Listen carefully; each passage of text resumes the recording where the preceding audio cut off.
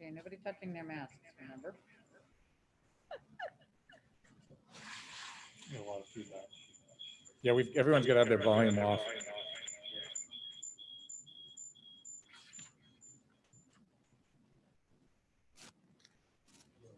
One strategy I suggest is one earbud.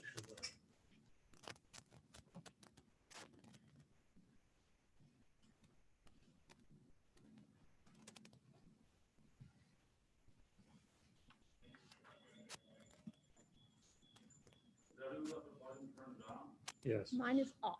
Mine's off. Because we'll just be speaking in the This is a microphone, right? test. Have to turn mine up.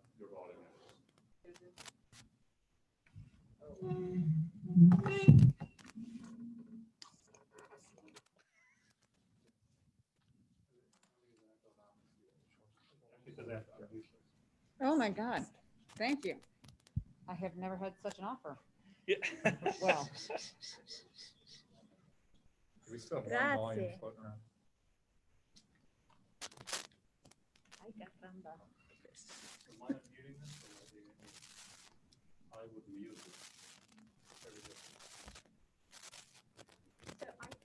I just want to make clear that I am zooming from the comfort of my own basement, which is why I don't need a mask or the hand sanitizer. So can I turn my volume off? cool. Megan, can you hear me? I can. Can you hear me? Oh, goody. Thank you. Yes. Megan, can you hear me? I can. Okay, thank you. Megan, can you hear me? Yes, but not as well. I can't see you, Leo. You can't see me?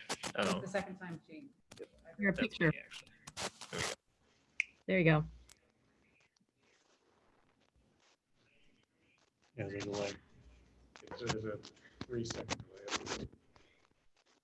You can leave up You get close to shaking behind you, because the two of you have such a right Dump mic button. behind you.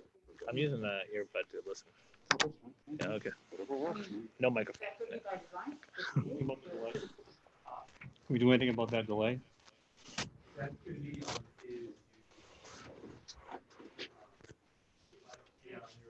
It's just wherever it is, you can dump on the.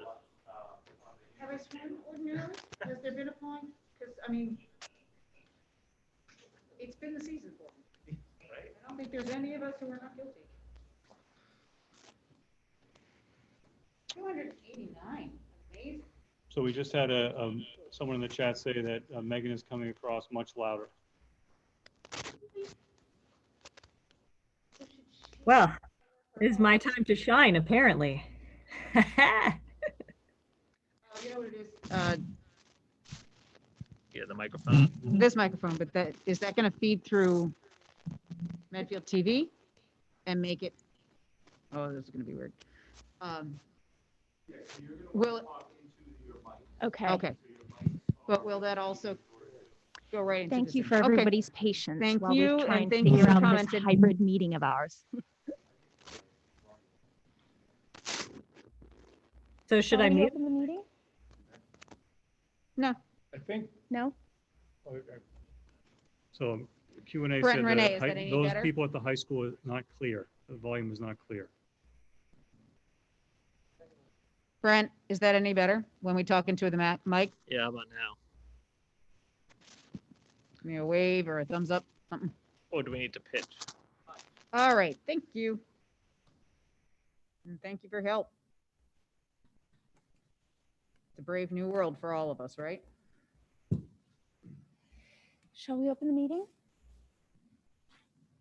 All right, I call to order this Thursday, August 6th meeting for the reopening presentation, and I'll open with a roll call vote. Jess Riley, Here. Tim Knight, Here. Leo Brem, Here. Megan Glenn from her home, Here. and Anna Mae O'Shea Brooke here. All right, we're going to go right into the presentation, and thank you everybody for joining us.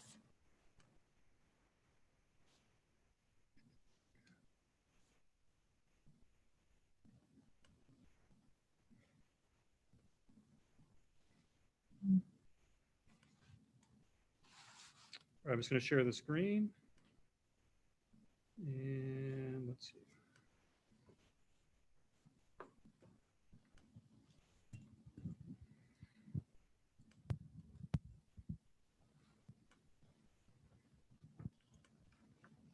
The screen up? No. Please note how this evening's going to work. So Dr. Marsden is going to present the various plans, and we will take questions from the attendees. And then at the end, school committee will make a vote. It's over here. It's not on the desktop.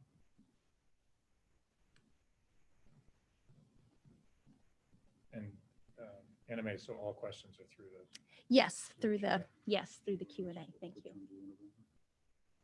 It's on the Chrome. and we can continue, I mean, we can be ad hoc. Absolutely, absolutely.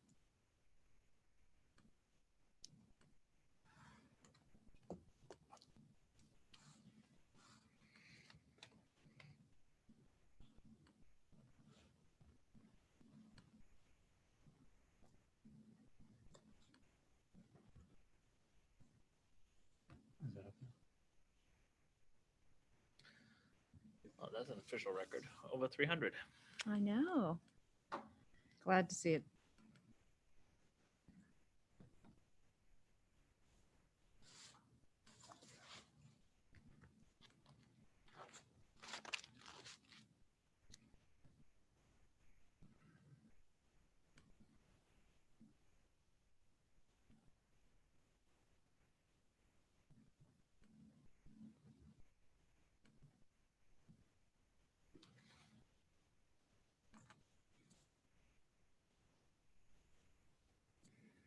All right.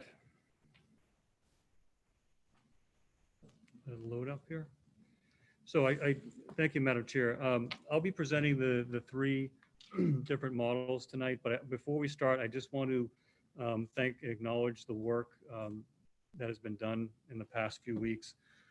So early in July, we started with our building base and our district teams.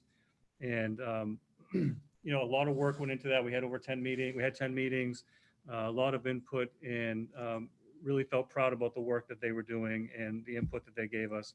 Also, just want to recognize the leadership team. So the leadership team over the past few weeks has essentially put their lives on hold, canceled vacations, and, you know, really want to make the best effort for this plan for the kids of Medfield. And I just want to thank them for that before we get into the slides. So a few things that I want to talk about in the beginning in terms of disclaimers. So we've got to be clear about these particular things. At the end of this meeting, there's going to be some people will be very happy and others will be disappointed. There's absolutely no option that will satisfy all students, parents, teachers, staff.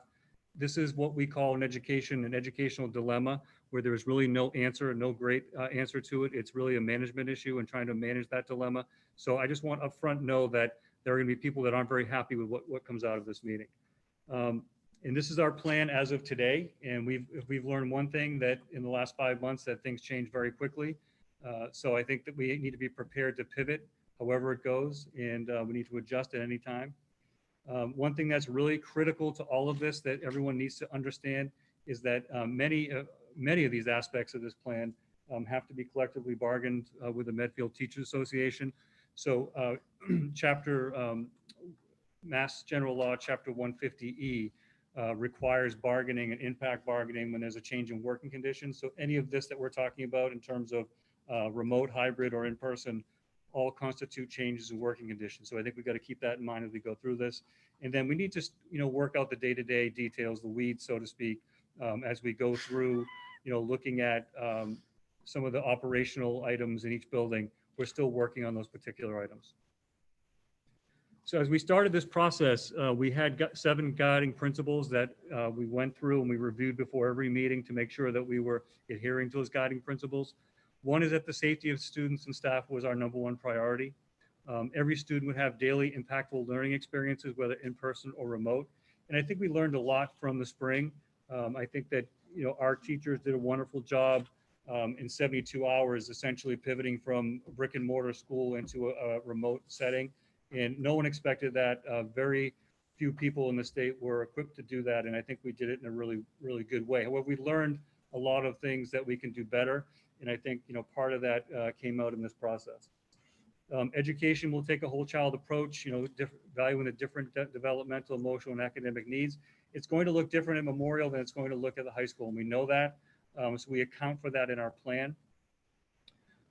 Teaching and learning will continue in all formats to exceed DESE guidelines, frameworks, and expectations. I think that's something we've always prided ourselves here in Medfield, is to really go beyond what DESE or any other organization recommends, and we will continue to do that in this process. Students receive consistent experiences within the grade across the school and throughout the district. I would say the biggest positive that came out of the 3 months that we were remote at the end of the school year was the increased collaboration among teachers, and how they worked incredibly well together, shared the workload, and got things done for kids. So I think we're going to try to build on that and make sure there's consistent experiences across the board. Curriculum will support learning in a broad range of disciplines and provide diverse perspectives. I think that's something we've been working on for the last 1.5 to 2 years, and we'll continue to do that even in whatever model we choose. And then our decisions will be based on the evolving state directives using real data, and we just really have to adapt to that. So we're not sure what the next day will bring. We're not sure in terms of the virus, what's going to go, what direction it's going to go. So we have to plan for all three, knowing that probably at some point we'll be in all three of these different models during the school year.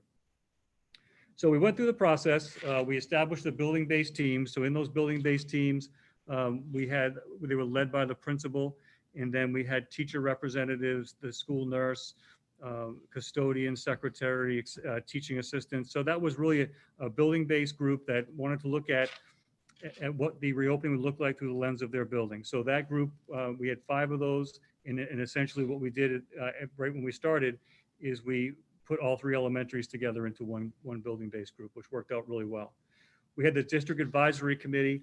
The district advisory committee was a group of folks that, when you look at the entire plan, we listed all those participants in that, and that was a group that after the building-based teams met on Wednesday and Thursday, on Tuesday we'd get back together, and each building-based team would present what they accomplished on Wednesday and Thursday, and then get feedback from the district advisory, which was a really good model.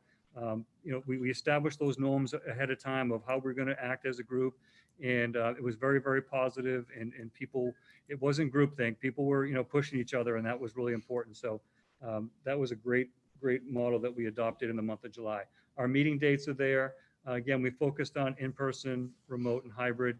We've had several leadership meetings starting in June in this very room, the high school library, and we still have them weekly. We try to get as many in-person meetings as we can, socially distanced, of course. And then we've had conversations with union leadership. So that's an ongoing conversation. We had a positive meeting this morning for a couple hours, and we have meetings set up in the next coming weeks. So a lot went into that process in getting to where we are with this plan, but there was a lot of background that happened as well. So as you know, we did parent and teacher and staff surveys. So we did one in the month of July, one in the month of August. So I've been referring to these as the tale of 2 surveys. So the results are very different. So let's take a look at the parent survey number 1, which took place on July 7th. That was the last day of it. Given the most recent guidance, do you plan on sending your children back to school with an in-person model? So we had over 1,800 responses to that. 77.3 yes, 19.1% not sure, and a very small sliver in there in no. So that was in July. The guidance had just come out. We released the guidance, sent that out, and we didn't know a lot about what school might look like at that point. So if we look at the August 4th survey, what is your preferred option for your child or children? Please see the descriptions. We gave a description of what in-person, hybrid, and remote might look like. So you'll see the numbers changed. 51.4, we're looking at in-person, still the most popular choice for parents. 36.9 in the hybrid, and the remote was 11.7. So you started to see a shift in what parents were thinking. As we get closer to the school year, as more guidance gets released, as more understanding of what the school year might look like, whether it's in-person, hybrid, or remote, you get a better understanding of what it is by August 4th. We look at the teachers. We had that on July 1st. Given the DESI guidance on school opening, do you plan to return to work if we implement the in-person model for the 2021 school year? And you'll see almost 92% of teachers and staff replied yes to that. There was one person, a real sliver of 0.3 of no, and 8% were unsure at that point. So, take a look at that as July, where we were first getting into doing the planning. We hadn't really gotten all of the guidance yet from the state. We didn't know what transportation was going to look like. We didn't know the stop and start protocols. We didn't have any of that information that we have now. So we issued a second survey in August under the conditions outlined above, and again, talking about what the guidance was in the survey, looking at the different models. Which would you most prefer to enact in September? So getting a sense of where people are. The response rate was almost identical. We had 334 on this one, and you'll start to see a shift here as well. So hybrid was 45.5, remote was 38%, and in-person went from 92% to 16.5%. So there's really a tale of two surveys there where, we started to plan and think for one thing in July, and then got a second data point in August, and we started to see a real shift in both what parents and what staff and teachers were thinking. So I want to highlight, and really, it's the plan is 70 pages, and it has a lot of links to it, a lot of links to what the state has provided, the guidance, and many other documents. So I'm trying to distill 70 pages into about 35 slides or so. So I'm going to look at stuff at a fairly high level, get into some detail in some areas, but the plan that will be posted right after this meeting online has all this information in it. So I just want everyone to understand that if we don't touch upon a certain area here, it's probably in the plan. And school committee and the Board of Health are the only people that have that plan right now.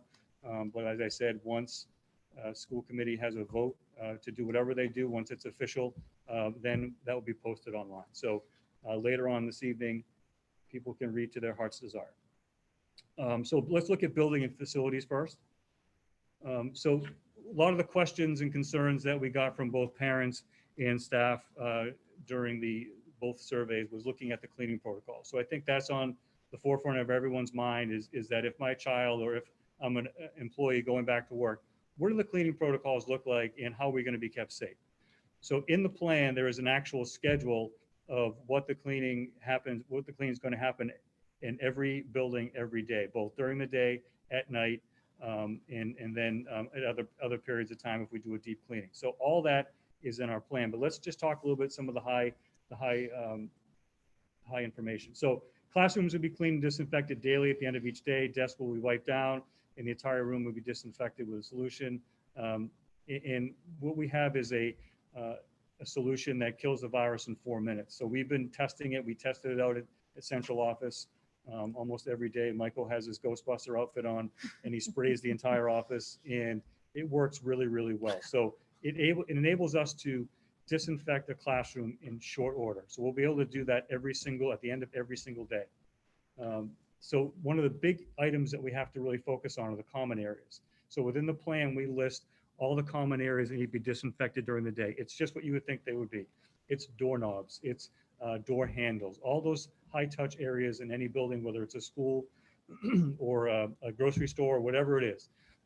We're going to have our staff going through and just making rounds, our custodial staff making rounds, just always cleaning and disinfecting that, whether it's the restrooms, the handles, all those high touch areas. We also, at the very end of the day, in addition to doing the classrooms, we will do the high touch and common areas will be disinfected at the end of every single day. Our restrooms will be stocked with supplies for hand washing, soap, paper towels, hand sanitizer, and no touch trash cans. So that's something that we're really committed to doing. And we know that washing hands, from everything that we've seen, is the most effective for 20 seconds. But if we can't do that, then we'll have hand sanitizer available for kids as well. As I said earlier, the cleaning schedule is in the plan. So that takes a look at some of the cleaning protocols. Our stop and start protocols, it's a 17-page document. that answers the common questions that we get. And I've listed some of the common questions in the presentation that we have for people. What does a school district do if someone is symptomatic at school or at home or on the bus? The protocols do all that, say all that for us, and they let us know what we need to do. Who gets tested for COVID-19 and when? What does a district do if someone in the community tests positive and they're in close contact with a student or staff member? Protocols, 17 pages of them are all listed for us. What are the circumstances that students or staff need to quarantine? How do districts monitor COVID-19 in their community? Kathy Thompson, our school lead nurse, our school physician, Dr. McCullough, they've been meeting on this, looking at it. They have a phone call again this Monday with all the nurses to review the protocols. So they've taken what the state has given us, which is pretty prescriptive in how we're going to react to these, and they're going to adapt them to what we need to do in Medfield. One important piece that we've been talking about with the superintendent's group that came up, again, we met with the commissioner again today, the second time this week, is that the state is going to try to determine what the metric is going to be for either an open or a closed situation for school. So if we're in a full in-person or if we're in a hybrid, there's going to be some sort of metric that will be localized so that we will know whether or not it's time to go full remote, or conversely, if we're in full remote or we're in hybrid and things are looking great, we can go full in person. There's a metric that's going to trigger that as well. So the state is working on that. They want to, really get it down to the weeds in terms of your community. So they have the state, they have the county, and they have the community, so that we'll be able to look at what that data are and, and certainly help us with our decision making. They told us to, plan on that in the next couple of weeks. So that's an important piece, an important tool, because if you think back to March, there was really no trigger there. There was no metric. Everyone was just kind of on their own. One community would have someone whose sibling may have been exposed to someone with COVID-19, and schools were shutting down completely. If you remember how all that was going. So I think what we needed to do and what the state needed to do is provide us with some information that will allow us to make a real smart, educated, data-based decision. And that's where the state is right now. And we're hoping to get that in the next couple of weeks. One of the things that we've been fortunate enough with the CARES Act money, as much as I've complained about that process to you at school committee, is that we've been able to purchase a lot of materials to keep both kids and staff safe. So looking at the PPE, we have lots of gloves, lots of masks, face shields, disposable shoe covers, isolation gowns, all that we've been stockpiling. We started buying it before the summer started. The third floor of Town Hall, one room next to Christine's, just loaded with boxes of this stuff. So all of that was really important to us to get ahead of that so that we weren't trying to purchase when everyone else was trying to purchase that. The state told us that we need to at least have 3 months on hand. We're trying to get a little more than that. In my conversations with Kevin Ryder, our director of Park and Rec, he's been running the camp now for 3 or 4 weeks. I've been talking with him about how that's going and try to learn from some of the processes they're doing there, because they've been incredibly successful with what they've been doing over there. He mentioned to me they're going through PPE a lot quicker than they thought they would. So that's a telltale sign for us that we need to probably get more and purchase more. So that's been very, very helpful. Some of the key building supplies that we purchased, we have, and again, I've gone through this at other school committee meetings, so you've heard this before, but maybe some of the folks watching haven't. Lots of hand sanitizer, free standing hand sanitizer dispensers at the entrances of schools, so that folks come in, kids come in, they can do that hand sanitizing right away. The touch-free wall mount hand sanitizers, all the disinfectant, the 5 backpack electrostatic disinfectant sprayers. What I kiddingly say, Michael, with Ghostbusters, that's what they look like. They're backpacks, and they work really, really well and fast. One of the things that we worked hard on this week is to make sure we could secure 20 by 20 tents for each school, so that we can have them outside the school. They can be for learning, also for mask breaks where kids might need those. So we anticipate those coming in a few weeks.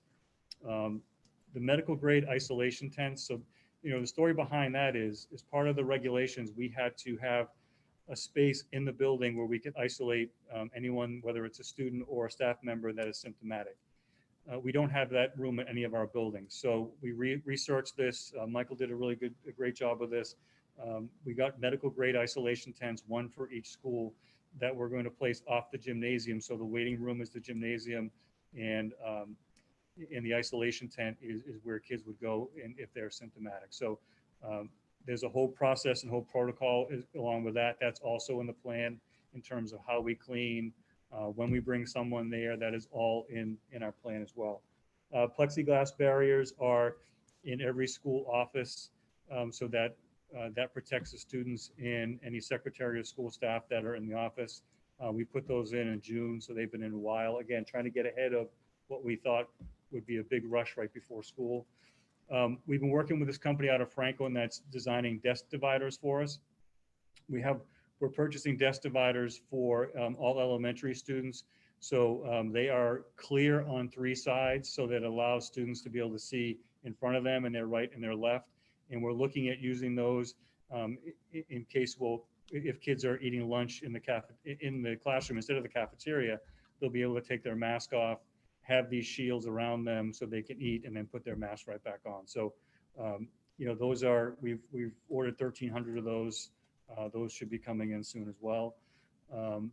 One of the interesting things in the regulations that if anyone, whether it's in the medical tent or in the nurse's office, if we think anything has been touched by someone that's symptomatic, that now becomes medical waste. So we needed to have biohazard trash receptacles. So we have those as well, medical supplies for the tents, and we bought one resting cot for each medical tent because we can only have one child in there at a time. So that, that has been all the purchasing that we've been doing, and I think we're in really good shape with that. We tried to get ahead of that, so we weren't scrambling near the end of the summer to try to provide, some of those supplies. So as we know, there are definitely behaviors that we can do as adults and that kids can do that improve the safety within our building. So the first one, as we look around, and all of us have masks on. Mask is certainly one of the biggest things that we can do to improve safety. So there'll be signage within the buildings and on the front of the building before they come in that masks are required before entering. Masks are required at all times for all staff and all students pre-K to 12. And the only exceptions we would make for meal and snack time, whether that's outside in a tent or in an area away from other students, the mask breaks and the medical exemption. So one of the things that I'm going to ask you to consider, which I put near the end, is trying to develop or come through with a mask policy for the district. I know that the Mass Association of School Committees released a draft policy of that this week. So we could take a look at that and see if that works for us and adapt it for Medfield. But I thought it was a pretty good start, and we can look at whether or not it fits our needs or not. But I think that's something that every district is going to have to design because if we're all in the same boat in terms of requiring masks pre-K to 12, I don't know anyone that's not requiring that. And again, we'll work with the Board of Health, especially with the masks, because there are definitely different levels of masks. And when we have that conversation with the Board of Health, we need to know what their recommendation is. Is it the procedural mask like I have on right now? Is it something that someone can wear? If it's the neck gaiter, we need to get a clarification on that because we want to make sure that, number one, every child has one when they come in, and we want to make sure they have the correct one. So that's something that we'll work closely with them on. And again, I talked about the mask policy for school committee. Obviously, hand washing and hand sanitizing, we've been hearing that for months now. Those are really important. We're going to have the hand sanitizing stations at the entrance of every school, signage everywhere throughout the school. We have examples of the signage in the plan. So if you want to see what that looks like, you'll be able to look at the plan and see some of the signage. Each classroom area and stairwell exit will provide either hands-free sanitizing dispenser, sink with soap and paper, or a bottle of hand sanitizer. So we're trying to make every area in every school available for hand sanitizing because we know how important that is in prevention of spreading of the virus. Physical distancing, is another important part of that. The Medfield Public Schools have adopted the physical distance of 6 feet. So that was kind of an issue we had in the beginning of this whole process when DESE's information came out in June. They were looking at 3 to 6 feet, and everyone's like, oh, okay, 3 to 6 feet. And then we started looking a little more, and a lot of the science had 6 feet, 6 feet, 6 feet. And other than the World Health Organization, no one had 3 feet. And then the subsequent guidance that came to us from DESE all mentioned 6 feet, 6 feet, 6 feet, 6 feet, and no mention of 3 feet. So you know, one of the things that we did and we did as a district is go through every building, every classroom, and take a look at manually how we can fit in students with a 3-foot distance if we could do it. And then we did it electronically 3, 4, 5, and 6. And it was very clear from the beginning that we were able to fit in all students with a 3-foot, some students with a 4-foot physical distance, but we could not have all students in with a 5 and 6-foot physical distance. So by adopting the physical distance of 6 feet as a district and, you know, with the blessing of the Board of Health, that essentially took the in-person model off the table for us for now, if we're going to have the 6 feet. So, you know, we went through different models of that, and I have slides that show some of the models on that, but we felt like that made the most sense in terms of safety for our students and our staff to keep it at 6 feet. And that made much more sense than the 3 feet. And again, I look back to what Steve Resch said on at the Board of Health, is that the margin of error when you have 3 feet physical distancing is very small. It's very small in a school environment, a margin of error with 3. It gets much greater when you have 6. So that to me sealed it. That was an important thing for us to look at the 6 feet and not the 3 feet. So Hey, the Jeff, desk, Jeff, can I sorry. just clarify for 1 second when you say that, not that that takes the in-person, that's the full-time intern. yes, thank you. in-person. Thank you for that. Yeah, so Okay. that full-time in-person, it takes that part out. Thank you, not for You the, betcha. not for any other model. Thank you. So again, the classroom desk during meals, meal breaks, other times when masks are not worn, it's a minimum of 6 feet distance required. And the preference really is 10 feet on that. So that we're going to look at that 10 feet as a preference when we go outside and we have mask breaks. You know, that's something that we're going to look at. So trying to be as safe as we can. So this gives you an idea of what it looks like in the classroom. So these are 2 classrooms in 2 different buildings with 6-foot spacing. So for the most part, we can get between 11 and 13 desks in each classroom using 6 feet, and that's looking at the range of all of our buildings. So if we go into a model that has half of our students, we're able to accommodate that with 6 feet. So that gives you a good sense of what it looks like. I think the picture on the left gives you that's a good angle to show you what 6 feet. It's a good distance. It's a really good distance. I think if we look at historically where we've been in schools, we've probably been about 2 feet, maybe 3 feet tops. So this really expands the area. And with that 6 feet, there'll still be an area in the front of the front of the school, front of the classroom, or the side of the classroom, depending on what the classroom looks like, where teachers are going to remain in that same area. So we're going to kind of have a buffer there where teachers need to remain 6 feet away from their students. And again, people are saying, well, how does that work? Because, you know, much of what we do, especially the younger grades, is kind of that 1-to-1. And that's some of the things that we're working out right now. Those are some of the details. When I said in the beginning, well, how's that going to work? How's that going to work? I will say that school will look very different than it ever has. So I don't want anyone to think that if and when we go back to school, it's the same thing with just masks on. That's not what it is. It's very different. It's going to have you know, less students in there, less close contact. All of that is going to be there as part of this, as part of the plan. So I just want to make sure that folks aren't thinking that it's just going to be the same thing as it always has, just, you know, with masks on. That's not the case. Air quality and ventilation obviously is a big piece of this, and we've done a lot of work on that already, and still now have some work to do.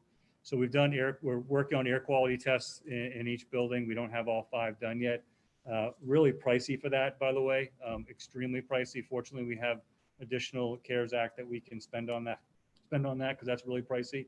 One of the things that's been helpful for us is that we have someone that consults with us that works at a major hospital in Boston. And right from the get-go, we were the first ones in the area to get the MERV 13s, the hospital grade filters.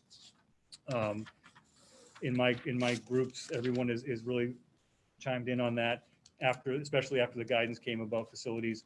We had them in there long before that. Fortunately, working with that consultant, that was very, very helpful.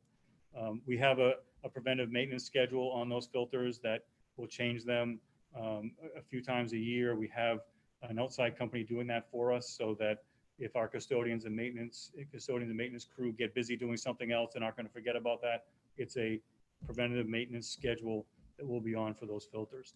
Another thing that is interesting is the exchange of fresh air. So typically in most buildings and most schools, the exchange rate is about 15%. And the systems go on and off just really when school's in session. So what we've been learning and what we've been advised on is to increase that fresh air to 25% and then leave these systems on 24/7. So really not shutting them down at all, just keeping them running all the time. So once we get a sense of what repairs we may need in system, we're going to do that as needed. Right now, so far, the news has been good around that, but we still have a couple of air tests that we need to do in other buildings. We're not going to use any rooms without windows. So, that creates some problems because there are classrooms in this building that don't have working windows. So we have to recapture other spaces. So the space we're in right now probably recaptured for a class. And we'll need to do that as well. So we're going through every school and making sure that, number one, there's windows accessible that can be opened, because that's, the guidance around that. And then number two, if we don't have air coming in because there's no windows, then we are trying to recapture other areas to make sure we have classes in there instead. And then we're looking at the air purifiers and box fans. Those are both, if you heard of NPR had a doctor on that said one of the best things you can do in any space is have a box fan in the window to circulate air. So we're looking at use around that to see what we can do around that, and then air purifiers as well. So the ventilation, I know, has been just like the cleaning and the disinfecting, is a really important issue, but we've been on it since this whole thing started, and really tried to make sure that we're ahead of the game on that. So we feel good about that.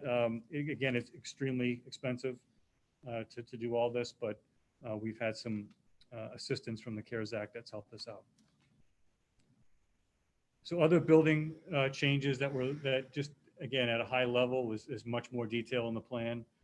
So we're looking at lunch right now, elementary in their classrooms. Blake is looking at lunch in 3 designated areas so that we bring the numbers down and have kids at least 6 feet apart having lunch. And then we're looking at a grab and go model at the high school where they end their day at 1:15, and then they grab their lunch and they can either go home at that point, eat it at home, or they can either find a spot on campus outside, but trying to really minimize the amount of time that kids are together that aren't in their grade level cohort. So that's what we looked at there. I know I've had some questions around recess. You're going to get rid of recess. No, we're not going to get rid of recess. I think it's important. We all know it's important for kids to be outside and run around, but there will be much smaller numbers at recess, and they'll be in separate areas. They won't be able to intermingle cohorts as far as their recess. We're probably not going to do the recess before school right now. That doesn't seem to work as far as keeping cohorts of kids together. So we're still looking at that, but that's our thinking right now, is not going to have that recess, just have the before lunch recess at the elementary level. And then looking at our arrival and dismissal times, we definitely have to stagger those and change those. You'll see in the plan that we've adjusted the starting times to the high school, middle school, and the elementary school, so that we were able to do the bus transportation, which I'll get into. Certainly, we're limited by the capacity of who we can transport right now because of what the regulations are around transporting kids in buses. So we have to stagger that dismissal time. I mean, if you think about less kids riding the bus at the middle school, high school level, and having this exact same start times we have now, imagine what the traffic would be like out here at arrival and dismissal. It wouldn't work very well. So we have to stagger those times a little bit to make sure that we'll be able to safely get kids in and out without a mad rush at the beginning and all of the traffic issues that come with that. So I'm going to get into the 3 models, hybrid, remote, and in person. I will say that one of those is a lot more detailed than the other 2. And all 3 are very, very detailed in the plan. So if you want to look at what a model day looks like with examples for every level in all 3 of these plans, it's all in the plan. So you'll be able to look at what a remote model looks like at the high school, and you can look at what a hybrid model looks like at the elementary school, et cetera. So I encourage people to look at that, excuse me, as we go through. So if we're looking at a hybrid model, there are many different models out there that we've looked at. And I think we talked a lot about this in our group, both the building base and the district level. There's some belief that a week on, week off was the best model. That was the state was kind of pushing that in the beginning. The other model that we looked at is an A-B model, where you have a group of kids that are in cohort A and a group of kids in cohort B, and you alternate days.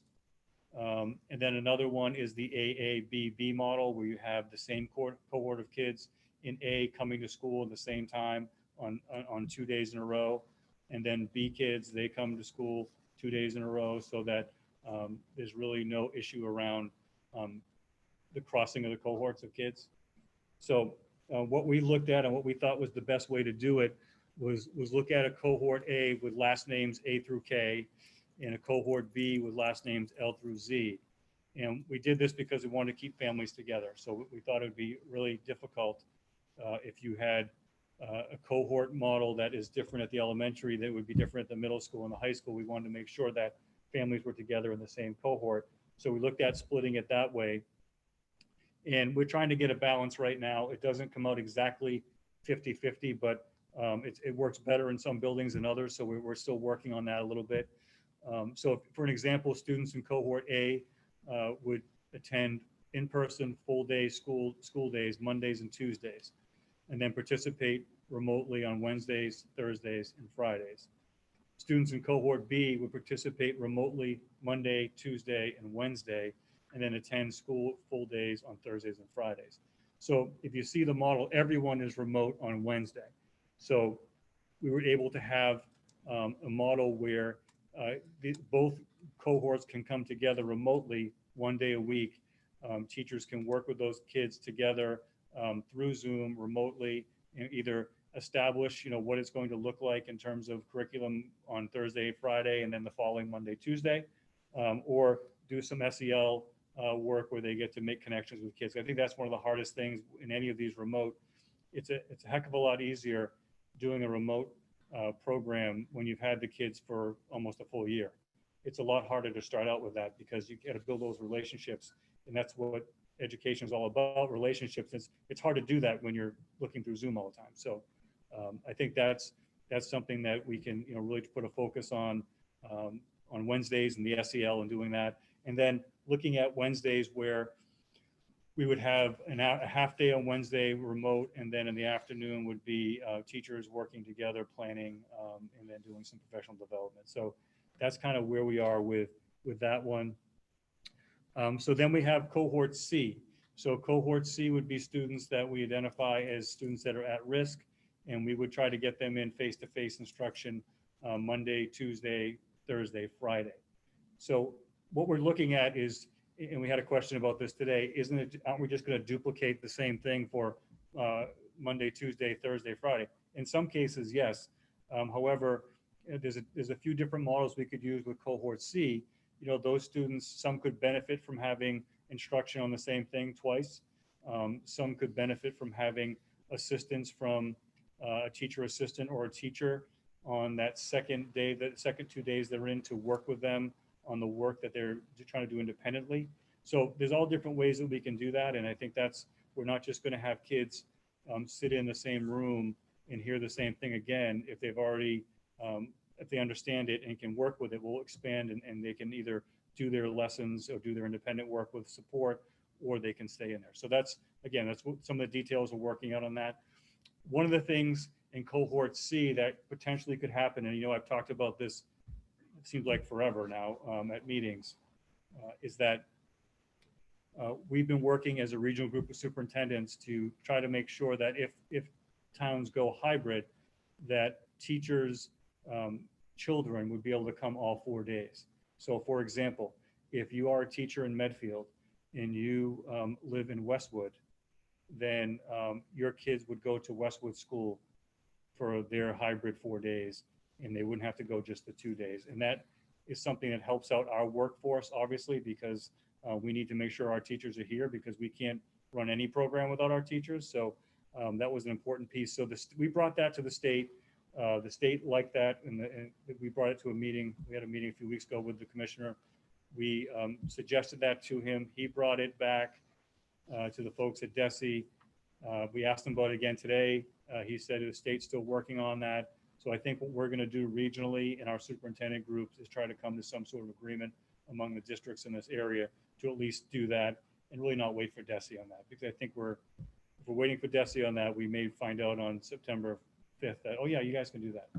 We don't have time for that. And our teachers don't have time for that. So that's an additional group that may be in cohort C. So you'll probably, if you're a parent, you'll get an email from me next week asking for information. If you are a teacher in the public schools in Massachusetts and you have any students, if you have children K-8, then we want to hear from you, because then we need to have that collaboration among the districts to figure that out. So that's, again, a strong possibility for cohort C.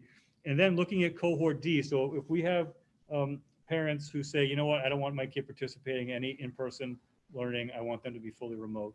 We'll put those kids will be part of cohort D, and those students will be assigned to Medfield Virtual Academy, which will be an online platform that we'll have in concert with DESE, and they'll be assigned a Medfield teacher or teacher assistant to oversee their progress. But that's a lot of self-paced online learning that we'll do. And I know that one of the questions is like, well, if I say that if I have that for my kid in the beginning, you know, what if in October I want my child to go back, you know, to a hybrid or in person or whatever? So we're going to have to put in procedures around that, because we can't have folks jump back and forth, because we need to be able to maintain. We need to, number one, make sure the instruction and learning is happening, and number two, if you're in cohort D, you've been taken out of a classroom that's already been assigned, and we need to make sure that you can go back to that same classroom, or if you're going to be placed in a different room. So there's a lot to that. So folks can't jump back and forth. You know, fortunately for us, Leo has been really instrumental in that work. He's been working with the state on that as a consultant. So we had a little insider information on some of that stuff. I appreciate that, Leo.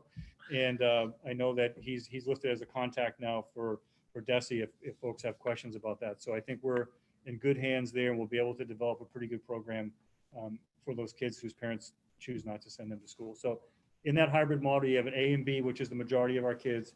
We have a C cohort, which is kids that could be identified as high risk, that we're going to get in optionally 4 times a week. That's our goal. And then children whose parents are teachers. And then looking at cohort D, which would be the Medfield Virtual Academy. So we have 4 different options in that hybrid model that can really tailor to any child in our district. This gives you an example of what it may look like. So sometimes when people look at this initially, they think that it's morning and afternoon. Don't look at it that way. So if you look on Monday, A and C cohorts, that means the blue means they're in person. So on Monday and Tuesday, they're in person, and B is in remote on that day. So don't think of it as morning, afternoon, because you'll get confused. On Wednesday, A, B, and C are remote in the morning, and we have that all structured and explained in our plan when you take a look at it. And teacher professional development happens, whether it's planning or PD, in the afternoon. Thursday, we flip that. So A becomes remote, and B and C become in person. So one of the reasons why we chose this for our hybrid model is because a lot in the medical model was about 1 week on, 1 week off. And when we did our consultation, and our school physician felt like this was just almost as close as 1 week on, 1 week off, based on the amount of time a cohort's going to be together and the kids are gone. So you have A and C on Monday, Tuesday, and then everyone's remote. So we'll do a deep cleaning on Wednesday as part of, you know, our protocols, and that's all in our plan. And then Thursday, B and C in person, A remote. And then at the end of each evening, you know, and each day we are doing a disinfecting and clean throughout all the buildings. So that was a way for us to make sure that there's some in person for kids, and we make that relationships, and we have those connections, and we can start to get back to normalcy a little bit, you know, by having kids going to school, which is so important for all of us. And yet allows it for a safer number of kids being there. So half the class essentially will be in each school. very detailed examples in the plan, but I want to just share this one with you right now. This gives you an idea of what the hybrid model might look like at Blake. So if we take a 6th, 7th, and 8th grader, school would start at 7:50 and they go into advisory meeting. So you go straight into advisory. There'll be no, congregating in the gym or outside. They go right into their advisory classroom. Academic and content and related arts classes happen from 8:10 to 12:40 straight through, with running periods in a bell schedule, which is in the appendix of our plan. A mass break happens at somewhere around 9:25 or 9:40. And then you look at the lunch and advisory again. So 3 separate lunch periods and advisory offsetting those. So that's typical what we do now in Blake. Sometimes they have recess outside. That's, I know, something that Nat and Kelly are considering. And then academic and content related areas happen at related arts again, 12:45 to 2:05 with dismissal at 2:05. So again, it's very structured, and it's trying to get very close to what we have normally. But you'll see that the times have been adjusted and changed, and that's really driven by making sure we have staggered openings and the transportation issues that we have, which we'll get into transportation.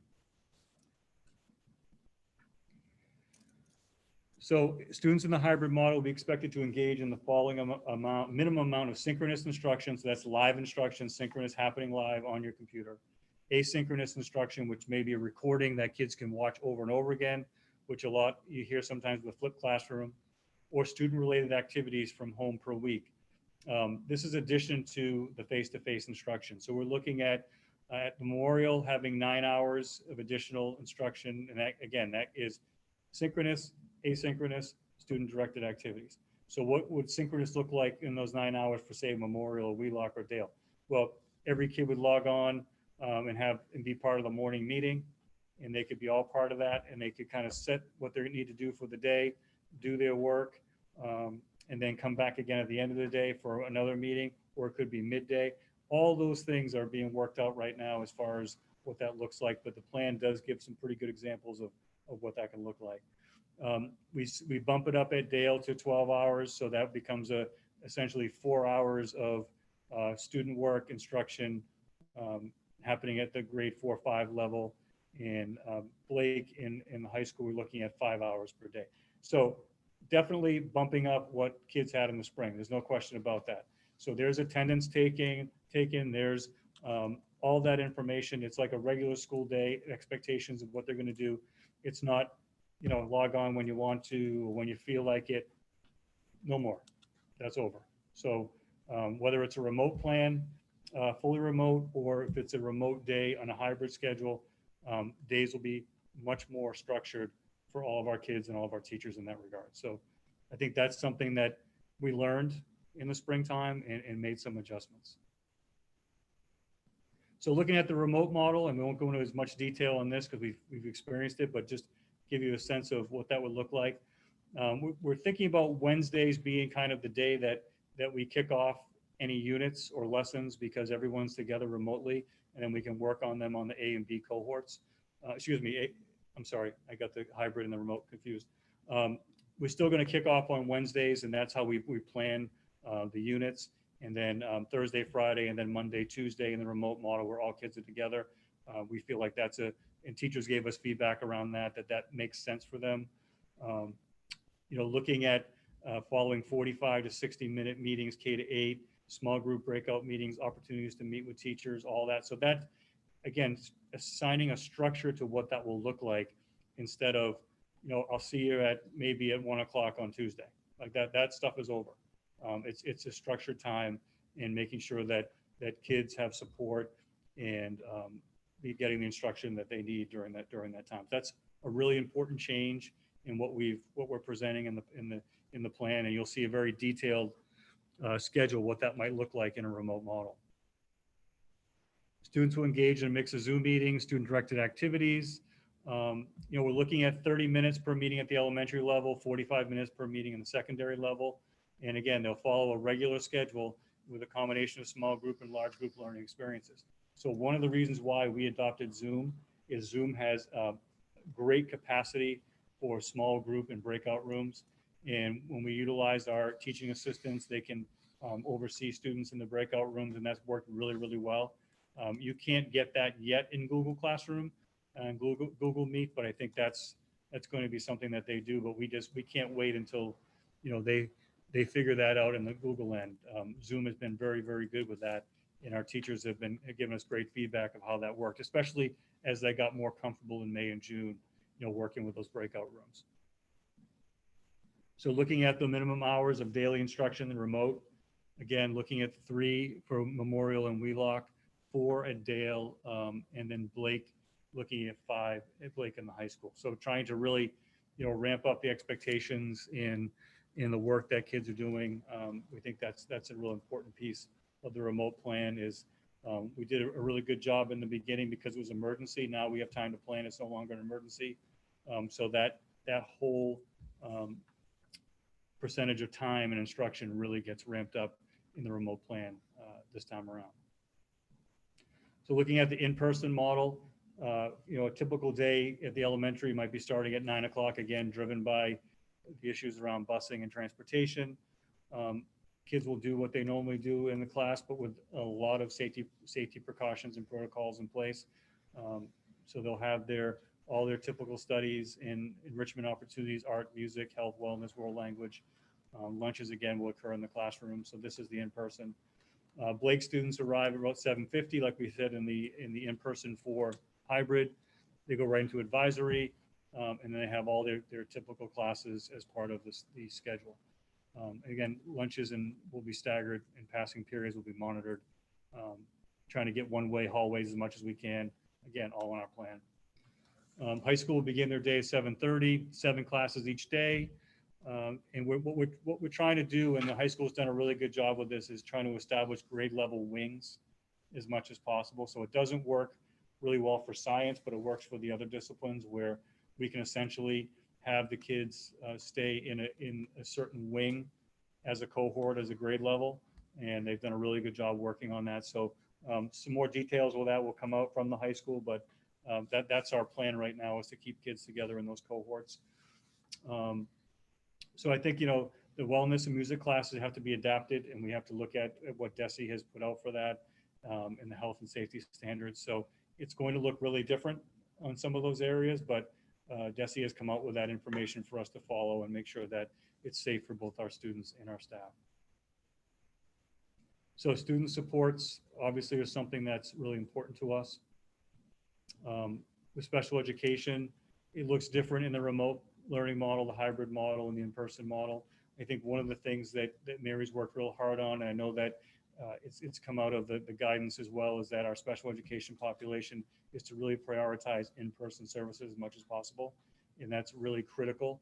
There are some services that we can't and will remain remote, but we need to make sure that we try to prioritize when it's safe in-person services. So we have a lot in our plan on that, but I'll just go through the in-person. Certainly, in-person with our special educators, spacing, use of tabletop dividers, and all those good teaching practices that we know will be part of the in-person learning. However, we'll just have the safety precautions that are involved in that.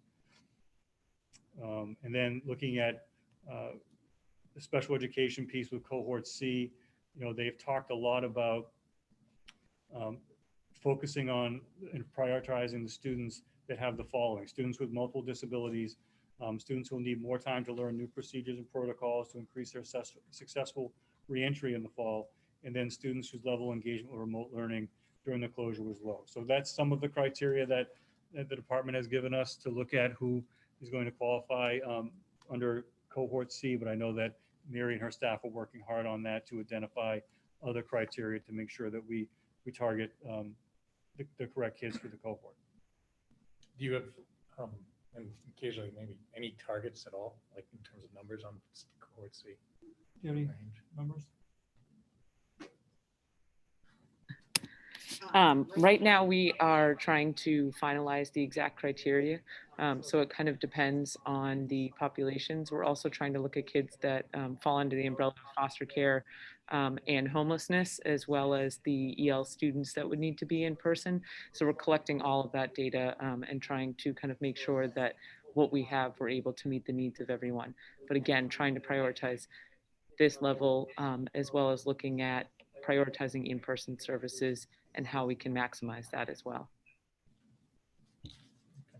Can I just take this opportunity to remind folks that in the Q&A, please make sure that your name, your full name is listed versus anonymous, or if it's listed as anonymous, write it somewhere in the Q&A, please. Thank you.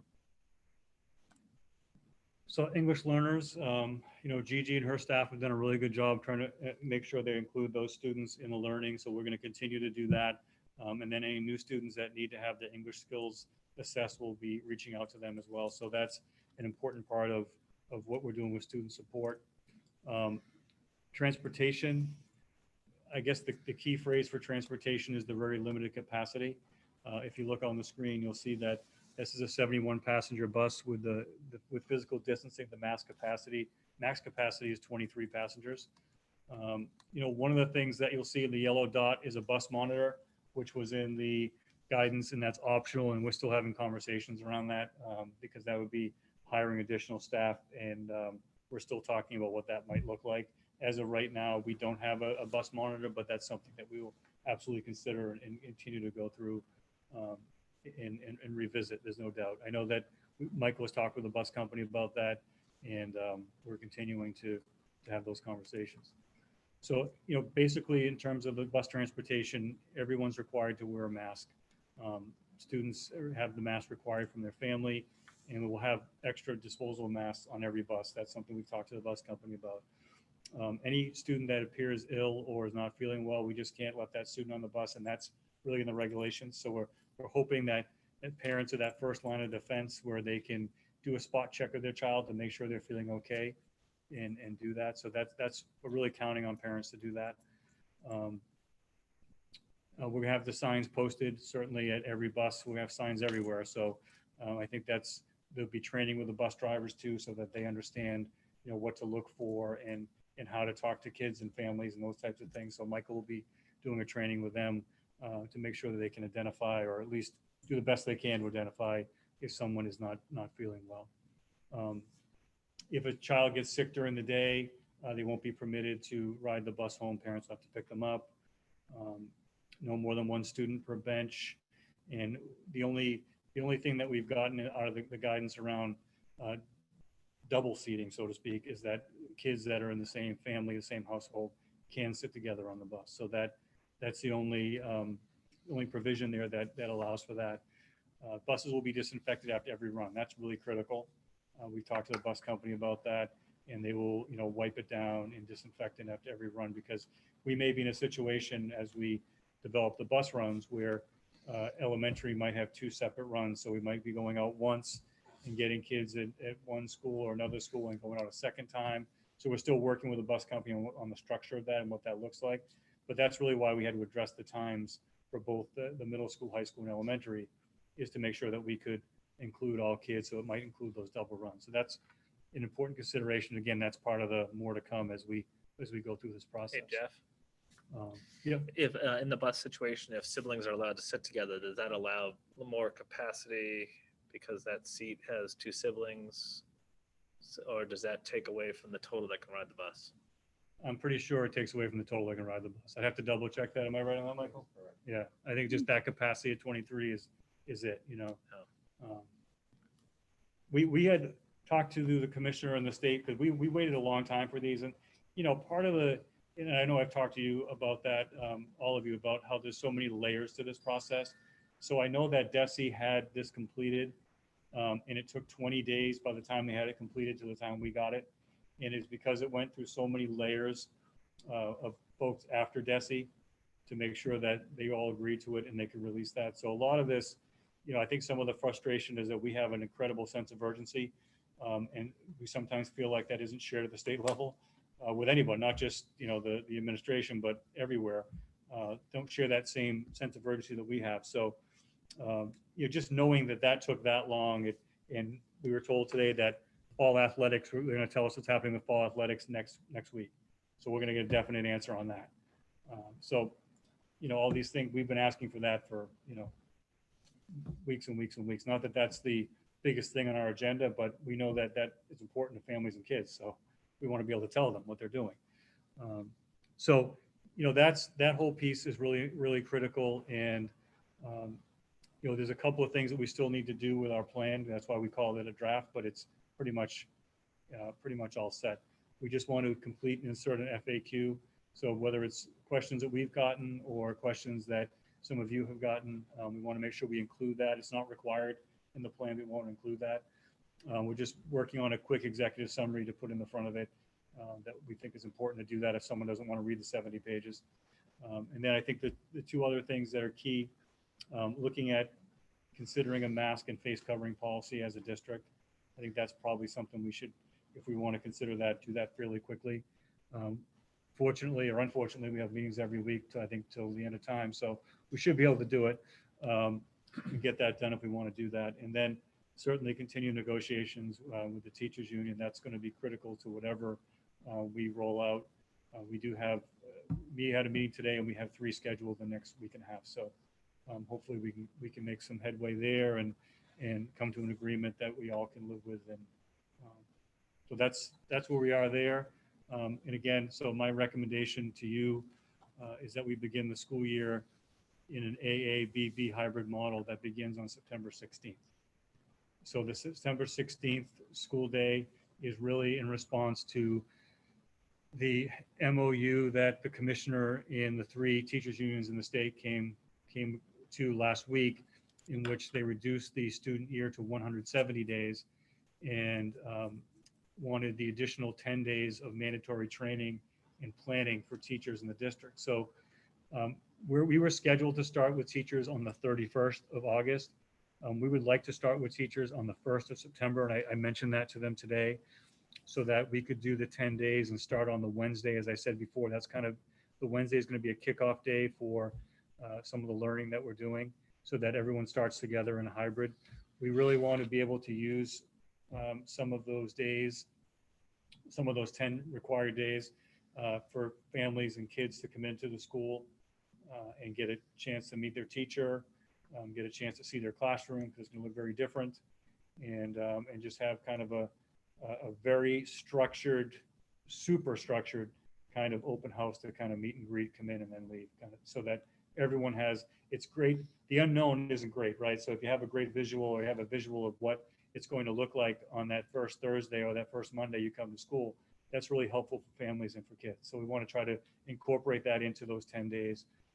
As you know, the superintendent's group, we asked the commissioner if we could do less than 10 days and then spread those out during the school year so that in case we have to pivot to a different model, we would have a day to plan for that, because we don't usually get a notice more than 12 or 24 hours before we have to do that. And that wasn't the spirit of the agreement between the groups. So we are mandated to do those 10 days prior, which I think is helpful for us. I think it's going to be great to do a mix of in-person and remote training in those 10 days. And I think it's important to get everyone together at some point and have some of those conversations, but teachers need some time to plan. And these 10 days will definitely give that to them. So that's my recommendation. I'm happy to answer any questions. And I know that a lot of the questions will probably be answered once the plan is released later on today. So. Right. Thank you very much, Dr. Marsden, and the whole team who put this together. This was a monumental task. But before we open it up to questions in the Q&A, and then before we ask our own questions and vote, I just want to reiterate that it's my understanding, because I know there are questions about why is school committee voting tonight and not giving folks some time to digest this. But it's my understanding that we need to take a vote in order for the negotiations to properly start with Right. the teachers union. Yeah, so correct? we need to, in order for us to start having those really meaningful conversations around MOA, they need to work off an approved plan. So if there's no approved plan, then we can't have those conversations because there's no direction. So I think that's a critical piece of us moving forward, is that you folks vote on that tonight, whether it's my recommendation of hybrid or whatever you think is better. We need to get an approved plan and a vote so that we can go forward. I mean, this is happening in every community. So it isn't, I guess I got to be clear about a couple of things. One is that it's not, you get to choose, if you really feel passionate about the in-person, you can't say, well, I want to do in-person, and someone else can say, I want to do hybrid, and someone else say, I want to be, that's not what this is. This is a district deciding what it's going to be. And then the option that people have would be to do the virtual learning academy. This is the same thing that every town is going through right now. I've talked to my colleagues in Westwood. I've talked to my colleagues in Walpole, Dover Sherburne, Medway, Millis, Ashland, all today. It's the same thing everywhere. So school committee, again, this was a pivot on the state.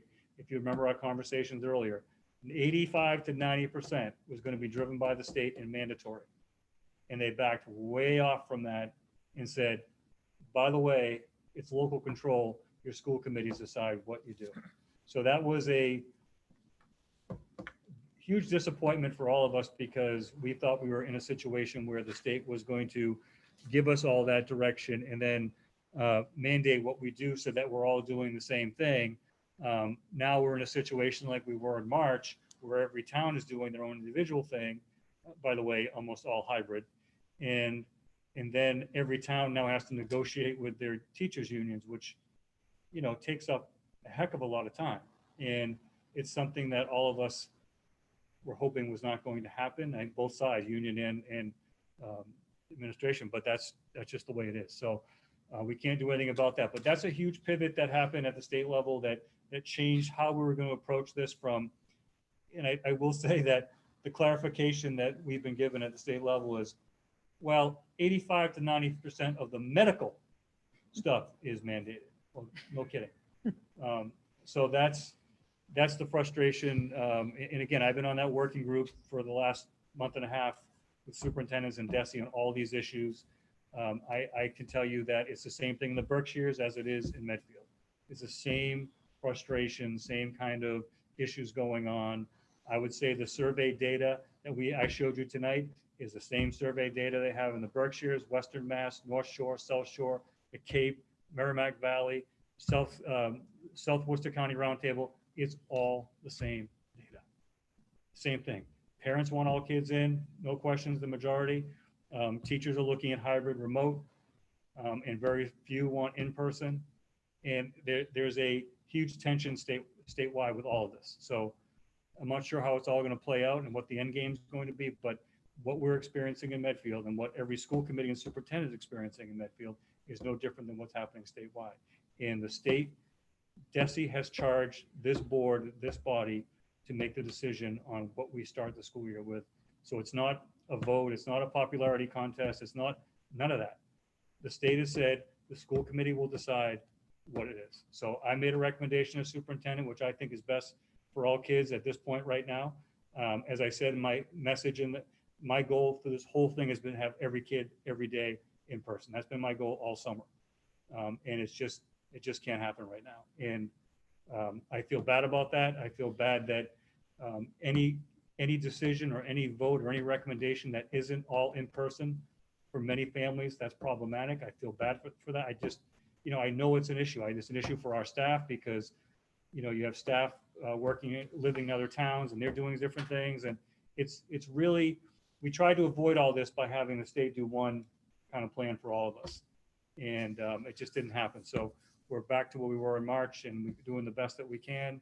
And at the end of the day, we're doing what we think is best for kids. And I'll be happy with that. So that's where we are.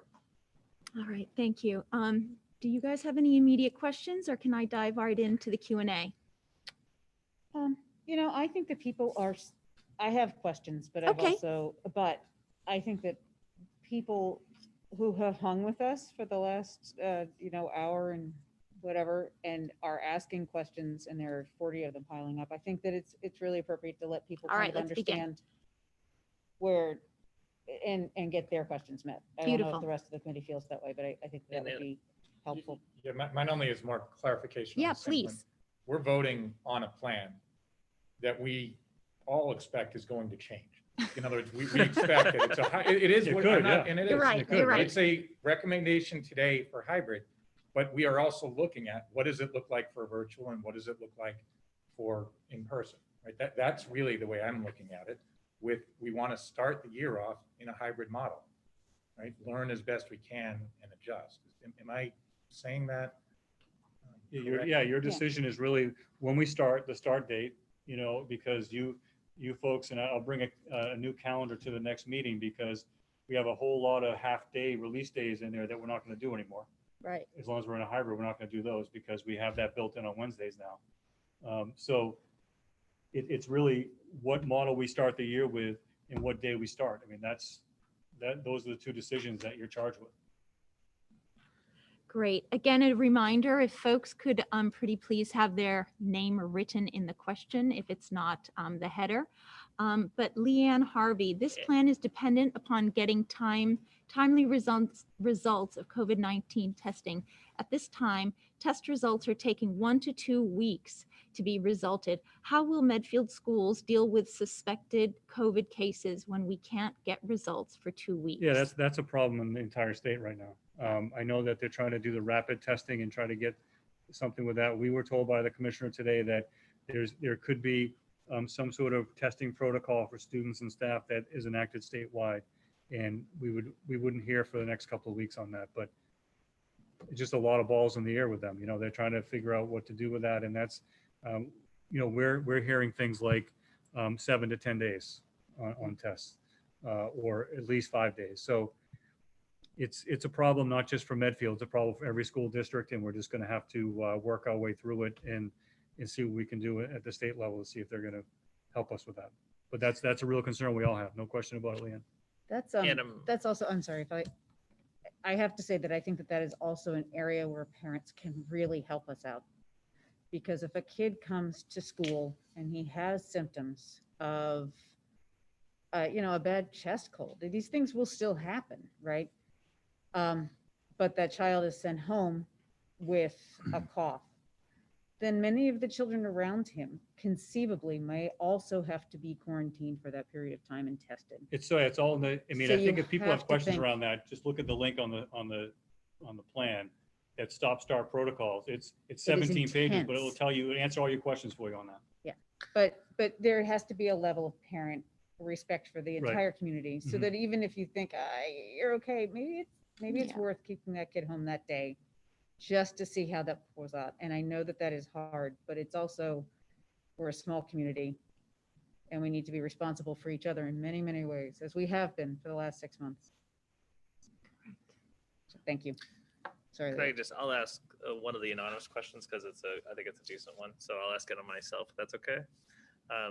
With all the Monday holidays, how will you account for cohort A with all those missed holiday Mondays? I'm sorry, I was reading the questions. I'm sorry. Oh, yeah, sorry, that's I a was tough expecting question. It's you been to a maybe long read the 6 question. months. That's why I'm sorry. Well, I'm gonna ask it about a part of the anonymous person because it's been asked a couple of times. What would we We've do? counted it out. It equals out, like maybe Oh, one okay. day difference. So we've counted it out from now until, say, Thanksgiving or December 1st. It equals out. Okay, Yeah, it equals out. So it If you comes think out in about it, you have a wash. couple Monday holidays, and then you have Thanksgiving, which is a Thursday, it's a Friday. Friday. So it equals out. It might be plus or minus one, but it's pretty close. Beautiful, thank you. Another one from Leanne Harvey.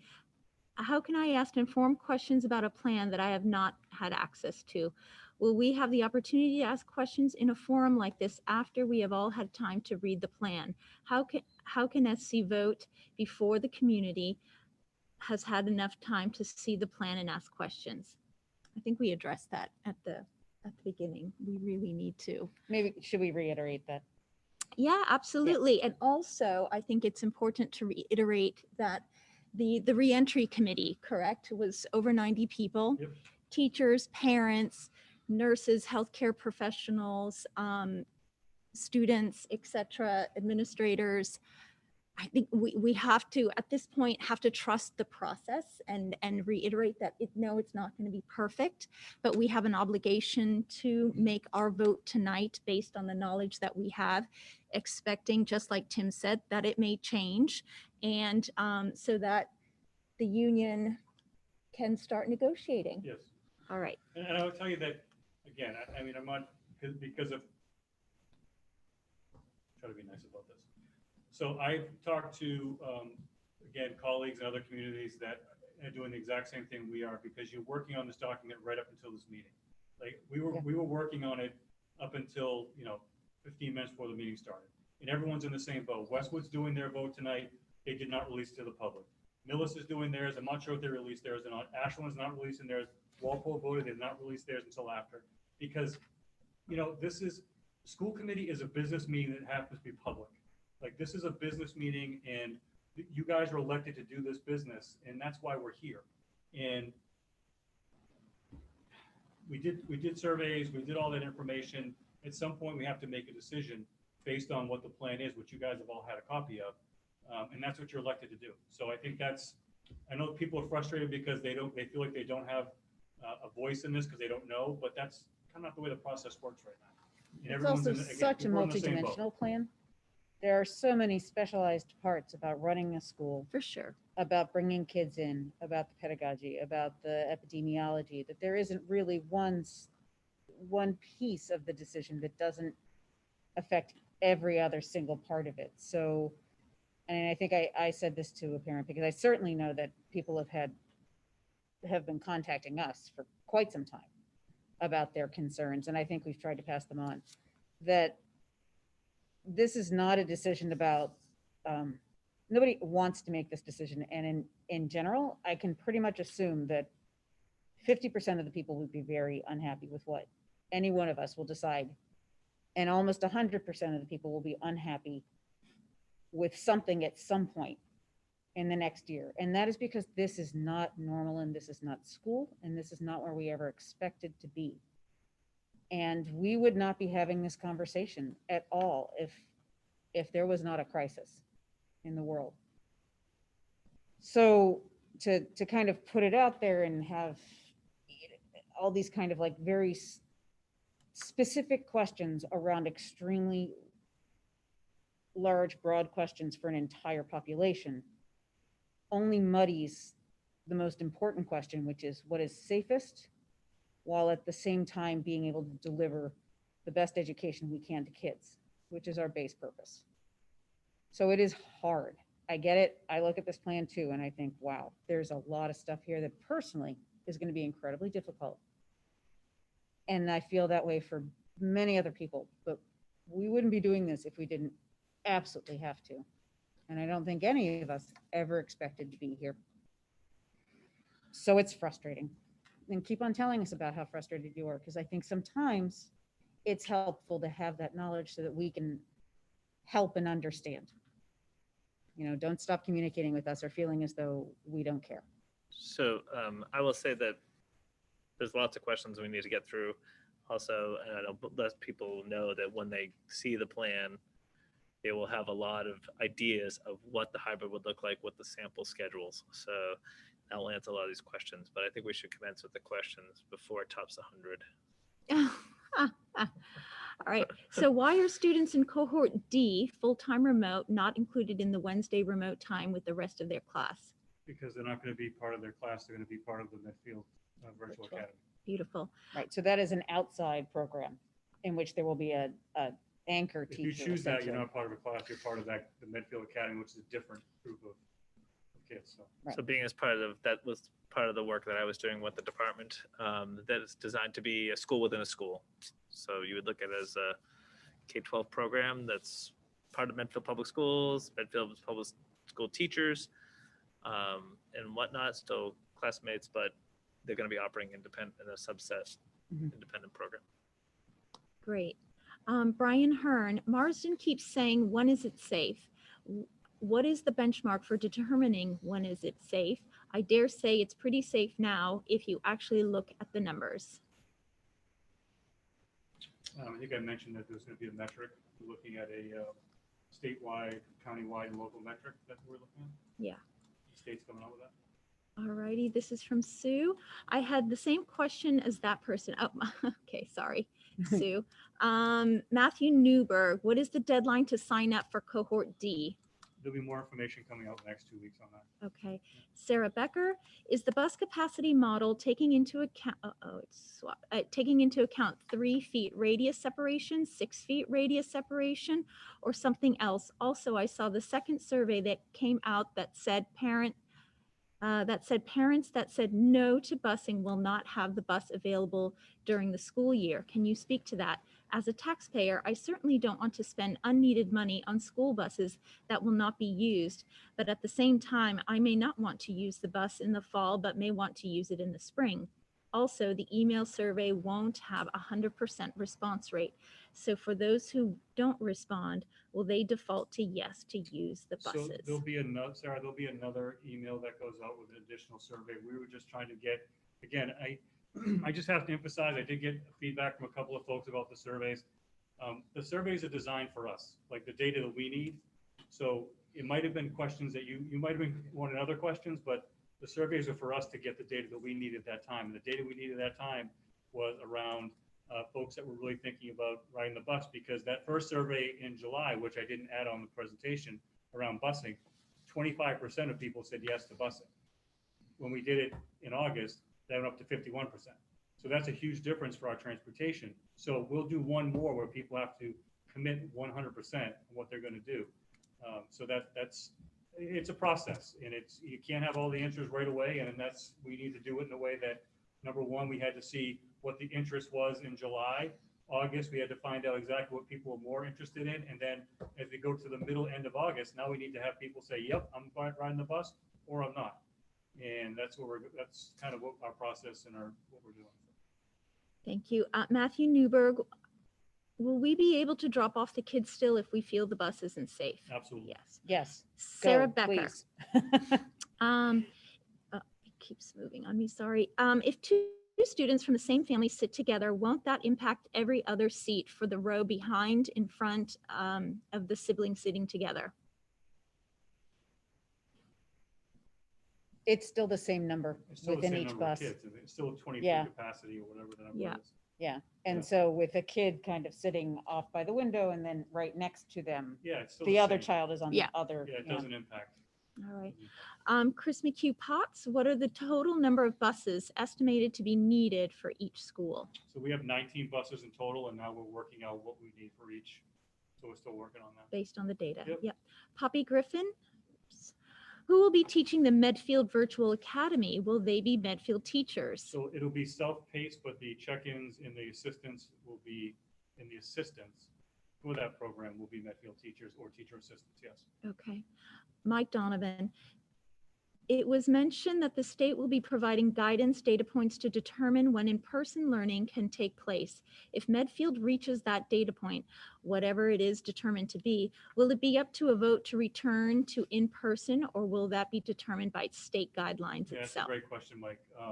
So we'll have to play that out a little bit, because if the governor decides that, if he states that if you are at whatever percentage of transmission, which, by the way, yes, to Brian Hearn, yes, it is low right now. I will agree with that. Yeah. So if that's from the governor and that's his mandate, then there will not be a vote needed. However, if it's going to be a local decision, like it seems like it's going to be, then it would be a vote of this board to allow us to go back into full. Okay. This is from Courtney. Are we paying for kindergarten? Great job. I appreciate all your hard work. Thanks. Yeah, we're still working on that particular piece on the kindergarten. We have to bring that to this group in the month of August. So we're still working on that. Okay. So Brian Hearn, wait. So the 10 required training days are not actually training days? Yeah, they are. Right? They're professional development days. Yes. Yes. And it could be planning, I guess. I mean, so planning is professional development. It's synonymous with. I think that popped up around the conversation around open house, or students visiting the classroom. So, Okay.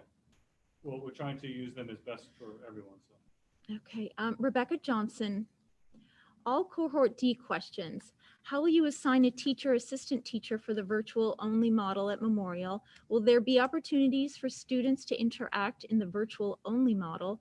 Are you using an outside program to provide the virtual only curriculum? Let's see. We're looking, one of the biggest things that we have to do in the next few weeks is determine if we have some teachers or staff members that aren't coming back to full capacity based on their own situation. So once we get that nailed down, that number, Then we'll be looking at who's going to provide services, whether it be in remote or whether it be in the Medfield Virtual Academy. So that's still, we're still working on that because we don't have the finalized numbers of staff. So that's something we're doing. Yes, for number 2, and yes, we're using an outside program. We're looking at 2 right now from the state, and we'll finalize that probably next week. Sarah Becker, will all classes utilize Zoom if we want our kids to learn at home? I think recording all classes from K to 12 to allow students and parents to be home if they choose is important. That's our goal. Our goal is to get to a point we can record classes, yes. Catherine Thorpe, thank you for all your incredibly hard work. It's You kind of would- essentially the same question. Sorry? I think it's the same. Question about the Question, hybrid, will students be essentially. working? Okay, yes, that is, sorry. Yep. Elodie Schuller, thank you for providing the Medfield community with the opportunity to ask questions about this recommended plan tonight. When do parents need to make the final call for which model we want their children to be part of? Okay, so based on if there's a vote tonight on hybrid, it would be hybrid, and then it would be cohort D or the virtual academy. So we'll get information out that next couple of weeks or so. Okay.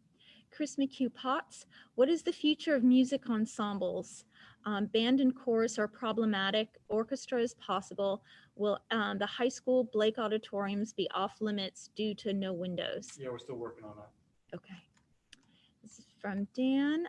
Will there be remote only option? Yes. Yes. Janelle, isn't the concept of cohort C attending all days defeating the concept of keeping the 2 groups separate for safety reasons? Yeah, it's a good question, Janelle. That's something that we're working on right now to make sure that we can provide cohort C to have limited exposure. So we're looking at that right now. That's one of the in the weeds things that we're trying to work on. I Jeff, want that, to clarify, because I was confused on that. So cohort C, I thought would be its separate cohort going, all 4 days, It could be. as opposed to blended with A and then blended with B. Could be.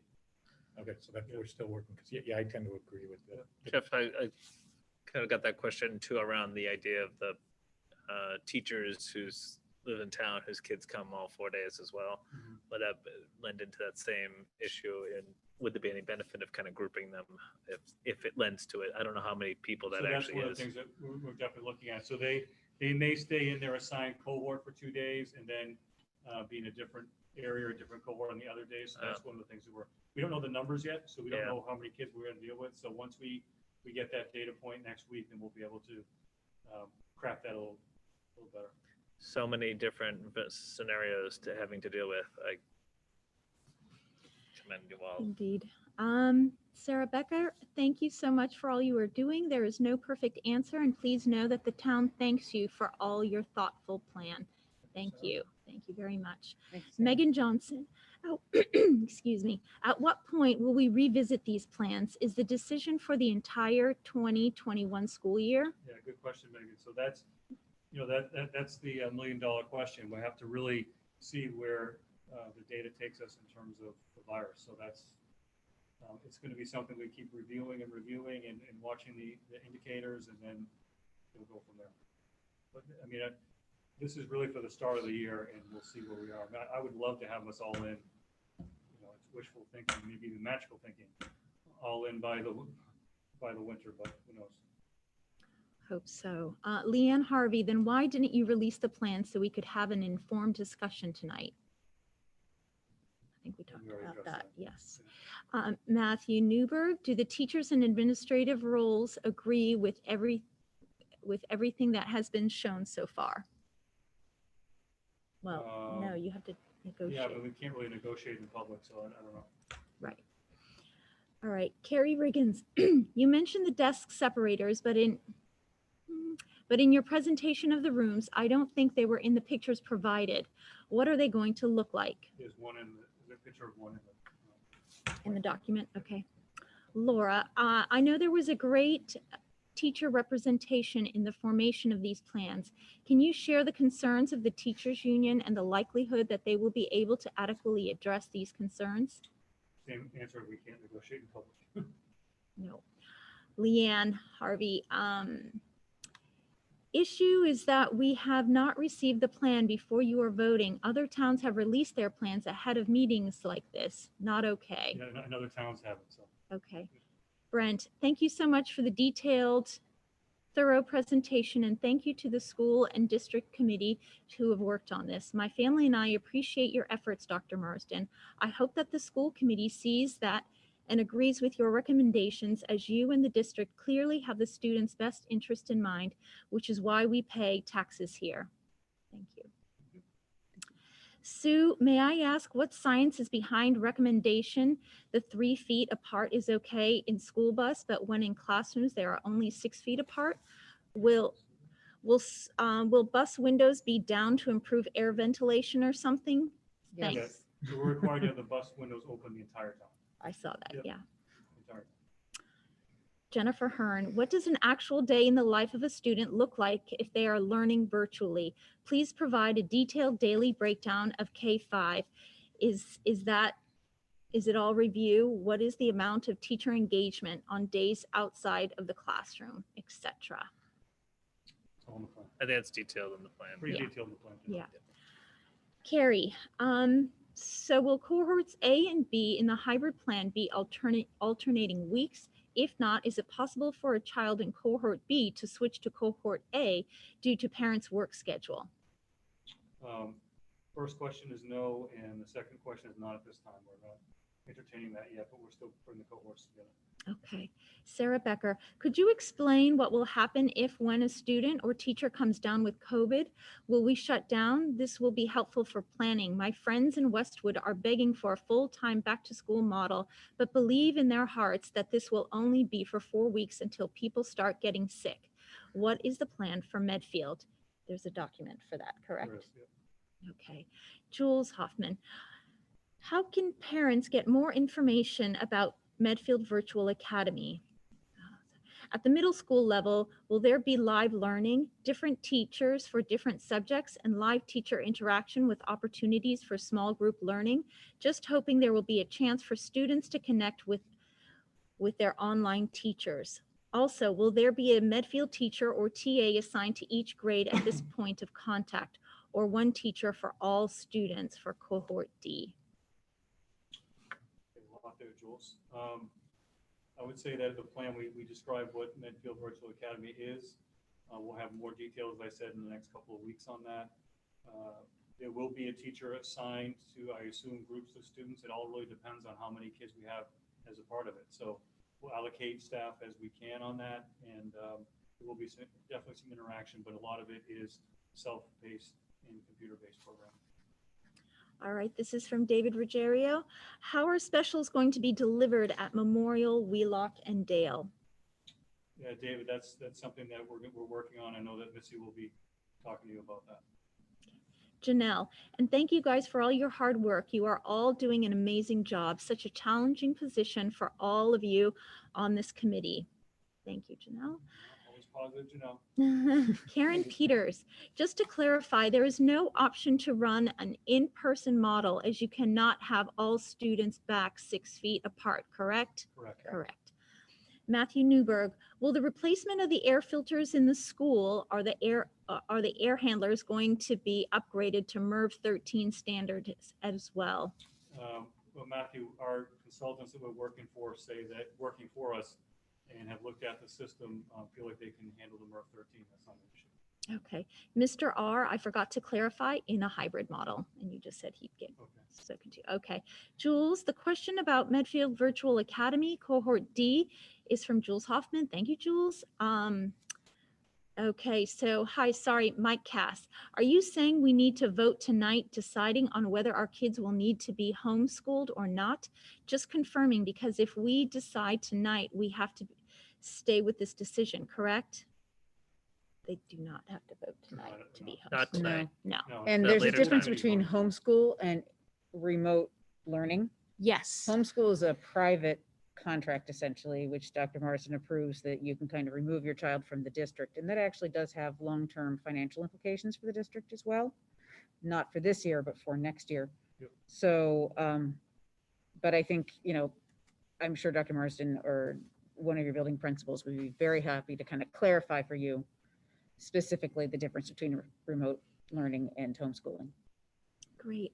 Heidi Feldman, a very nuanced question. How will the schedule adjust for Group A with the Monday holidays? Is there an in-person makeup plan to get the in-person teaching hours? We answered that We one. answered that. It comes out in the wash. If we keep a child home for symptoms, do they have access to remote learning that day? That's a good question. We're working on that. Okay. Pam Wall, can you please clarify what your ideal vision is for the 3 days of remote learning? How will there be any live online teaching if teachers are teaching opposite cohort for 2 days? Well, we may have other staff working with them on those other days.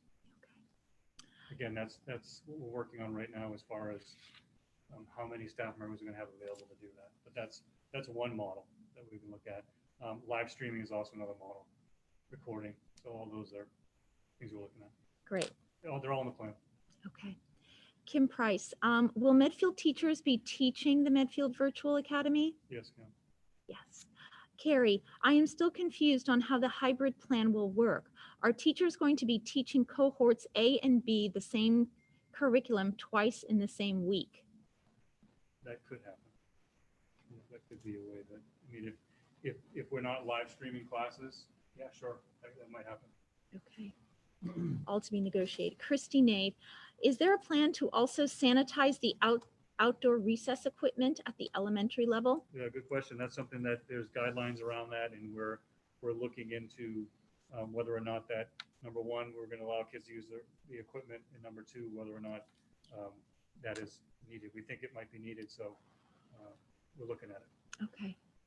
Sarah Becker, when would we find out what cohort our children are in? For example, I have a middle schooler and a Wheelock child, and my husband is a teacher who will current state be live in school on Thursday, Friday, planning for our children to be home. Which days for which kids is important to ensure we have resources available for them to remotely learn? More to come on that. Okay. But we do know what cohort the children will be based on Last name? your last name. A through K and L through Z, is that what it is? Correct. A to K, L to Z, yes. Roughly? Yeah. Roughly, Kristen Martin, how does this impact the integrated preschool? So we have a part in the plan around integrated preschool. Certainly that's something that we're working on, and Missy and I are going to have a meeting on next week about that, because that's a little more problematic because of the different models already imposed in the preschool. So we're going to try to nail that down by the end of next week. Ilan, Additional guidance, by the way, coming from the state on preschools. okay. Ilan Parag, I'm sorry if I mispronounced your name, but will parents get to view the virtual academy before deciding? We'll send information out before, yes. Beautiful. Andrea Lichtenstein, there are rumors that the MTA is putting pressure on districts to start full remote. If that is the case, what is the likelihood that Medfield, with near zero confirmed cases for the last few months, will actually start hybrid? We can't answer We that. can't discuss. Sorry, Andrea. What is the, anonymous? Okay, Brian Rice. In addition to the children of teachers, will the children of parents who are critical medical providers or other essential workers also have the opportunity to attend in person 4 days? Not at this time. Brian Hearn, what is the plan for refunding full day kindergarten tuition?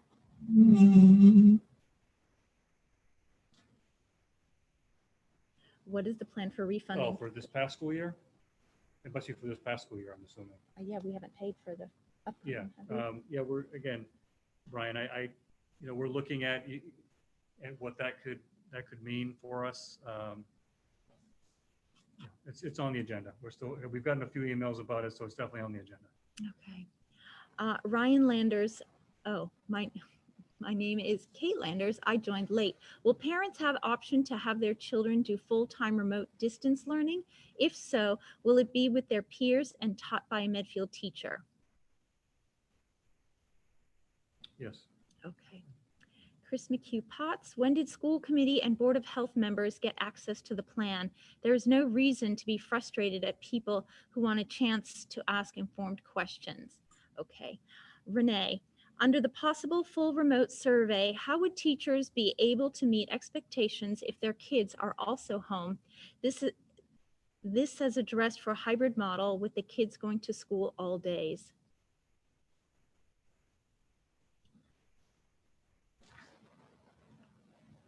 I'm just reading it again. Yes, so am I. I'm just. Yeah, I'm not clear what that means. I'm afraid I don't either. Okay. Anyone else? No. Kathy Kumar, how can we access the The good plan? news is only 93 more questions. Oh. so All right. That's okay. It's okay. That's okay. It's okay. Kathy Kumar, how can we access the plan to review it? Sorry if this was mentioned in the beginning. Will there be a link to it on the Medfield website? And this plan is different from the DESI plan published June 25th and July 24th. So Yeah, that- tonight it'll be Be posted posted. tonight, yeah. And it's essentially the DESI reports on the 25th and July 24th were guidance. Correct. But we need to then make that work for our town, our school system. Yeah, the So it's not like requirement of DESI came and said, That this guidance, is it. we had to do all three plans to Right. put something together for all three plans. Right. That's what we did in this particular. This is Josh Stefanik. Who is teaching remotely if teachers are teaching the other 50%, the other 2 days? Is there any consideration for having K and 1 in person 4 days like the other surrounding towns are considering? Are the remote days, hours required? How will this work with 2 working parents? And how will this add up to 170 days of school? Let's take them one by one. Yeah. Do 3 separate questions. So the teaching remotely, I think we went through that a little bit in the beginning. I guess it's on the hybrid. That's what we're talking about. We gave an example what that would look like. So it could be synchronous, which is live teaching, could be asynchronous. It could be live streaming. It could be work that kids are working on independently. So all those different things can happen. I think when you look at a live stream model here, there's no issue around any of that because you can continue to keep going on the curriculum without having to reteach an A and a B cohort. So, or if you record lessons, you can do it that way as well. So those are, certainly things that we're looking at. I just lost the rest of this question. It popped It out. keeps moving. Uh, Is there consideration for having K and 1 in person 4 days like other surrounding towns are considering? Yeah, everyone's considering. I'm not sure it's going to actually happen. So I don't, I think I'd be shocked if people are able to pull it off. It's more of a space issue for us. But I know that was a goal for a couple of towns in the area. I'm not sure they're actually going to get there. Okay. So, and then their last part of the question, are the remote days hours required? How will this work with 2 working Yeah, so the parents? state reduced the number of hours required. We usually do 990 at the high school, middle school level, and 900 at the elementary. They reduced those because of the 170. Okay. It'll equal 170. Okay. Louise, while teachers are busy teaching half the kids cohort A in person, who will be available to assist the other kids cohort B while they are home working remotely? So that would be staff that is unable to work in person. So Okay. and again, we don't know the numbers yet because we're waiting on, that's all next week to get that information. Also for cohort D, will kids be grouped into a classroom? Will they be assigned one teacher that works with them all year so they can build a rapport? And will it be a Medfield school teacher? I think we said. So we've answered the school teacher one before. Yeah. Yes, absolutely be a Medfield, either school teacher or assistant. And it all depends on the numbers. If we have 5 kids, it's going to look a little bit different than we have 200 kids. So we have to just get that enrollment and see how that shows up. And then her last part of the question for middle schoolers in cohort D, will they have a teacher for each subject or just one teacher to oversee all their subjects? So I want to clarify it again on that. So the cohort D, the virtual academy, is a self-paced computer-based curriculum. So you're not going to be in a remote setting with a teacher teaching you class the whole time. It's going to be a self-paced, it's going to be computer-based, and there'll be a teacher working and facilitating and helping out, but not all the time. So I just want to clarify that again. I think, it's not necessarily one size fits all though. In other words, if you're middle school or high school, you still may have different choices Right, as to your curriculum. Obviously, right. yeah, yeah, It's yeah. Within grade that- level. It's that based on range. grade level. And then, so that leads into the next question there. You're not interacting with other students. This is just Mhm. your own program. Yeah, but I think we're going to try to encourage ways for kids to interact within that academy. It's not going to be Okay. just kids working alone all the time. Okay, We're going to try to group them so that there's some interaction. Like, for instance, we're seeing in some plans, virtual lunches where, every day at 12 o'clock, the kids in the virtual academy get together, have lunch on Zoom, like things like that, we'll put that in to connect kids together. great. Leanne Bravo, what is the procedure if a student or teacher has symptoms while at school? Will school be immediately closed? Will that person need to go into quarantine? Will the student be released to the parent? That's in that Yeah, so document it's you all were in the document referencing. there. Sue, hi, anonymous attendee 629. I had the same question. It was skipped. Question, who is teaching remotely if teachers are teaching? we- Okay, we Yeah, answered that. I think we answered that one, yes. Sorry. Carrie, I just want to thank all of you for your hard work on this. I can only imagine how much time and countless hours you have spent on this. Your efforts are greatly appreciated. I know the kids and staff safety is of your utmost concern. Absolutely. Jennifer Hearn, do you have a curriculum mapper or prepackaged CMS, LMS for teachers to populate and streamline communication starting the first day of school? When I asked if there was a line item in the budget for this in June, the answer was no. Have things changed? If so, how close are you to buying one? So Jennifer, we're using a virtual notebook model on Google Classroom that was extremely successful last year, and we're doing that K to 12. So the LMS piece will be done for cohort D. Okay. Can you clarify LMS and CMS for the rest of us? I Learning mean, management I system. know essentially Yeah. what they're talking about, but Yeah. yeah. I'm sorry, repeat that, please. Curriculum management or learning management systems. Yes, Beautiful. thank you. Jenny, some communities have states that the bus ride will take, oh dear, I'm losing it, will think take stated. longer even with less kids. Will the same be true for Medfield? Michael, what's May- your best guess on that one? maybe. We don't think so right now, but we're waiting for the official numbers before we can really tell you what that would look like. Okay, Megan Johnson, could Dr. Marsden get closer to the mic, please? A Yeah, little but, hard to hear. Owen just told me. that, so Okay, it's a little- sorry, yeah. thank you. Maria Beck, or Marla, sorry.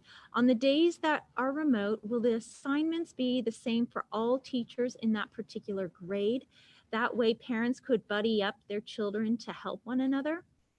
It depends on what grade. If we're talking about elementary, that's, excuse me, definitely something that we're looking at because that consistency works so well in the spring. So it really depends on the grade, but that's, that was part of our guiding principles in this whole plan is making sure that kids have consistent experiences across grade levels.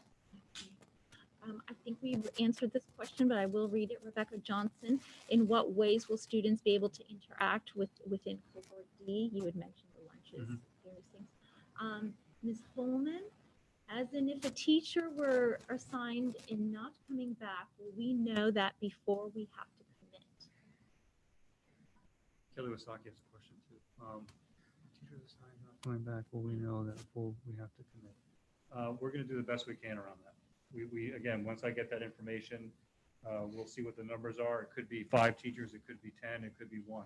We just don't know yet. So we have a sense of what it could be, but once we get that information, and remember, we don't just have classroom teachers. We have lots of professional staff in our district, so it may not be a classroom teacher I'm talking about that may be going remote. It could be a reading specialist or it could be someone else. So it all depends on what information we get.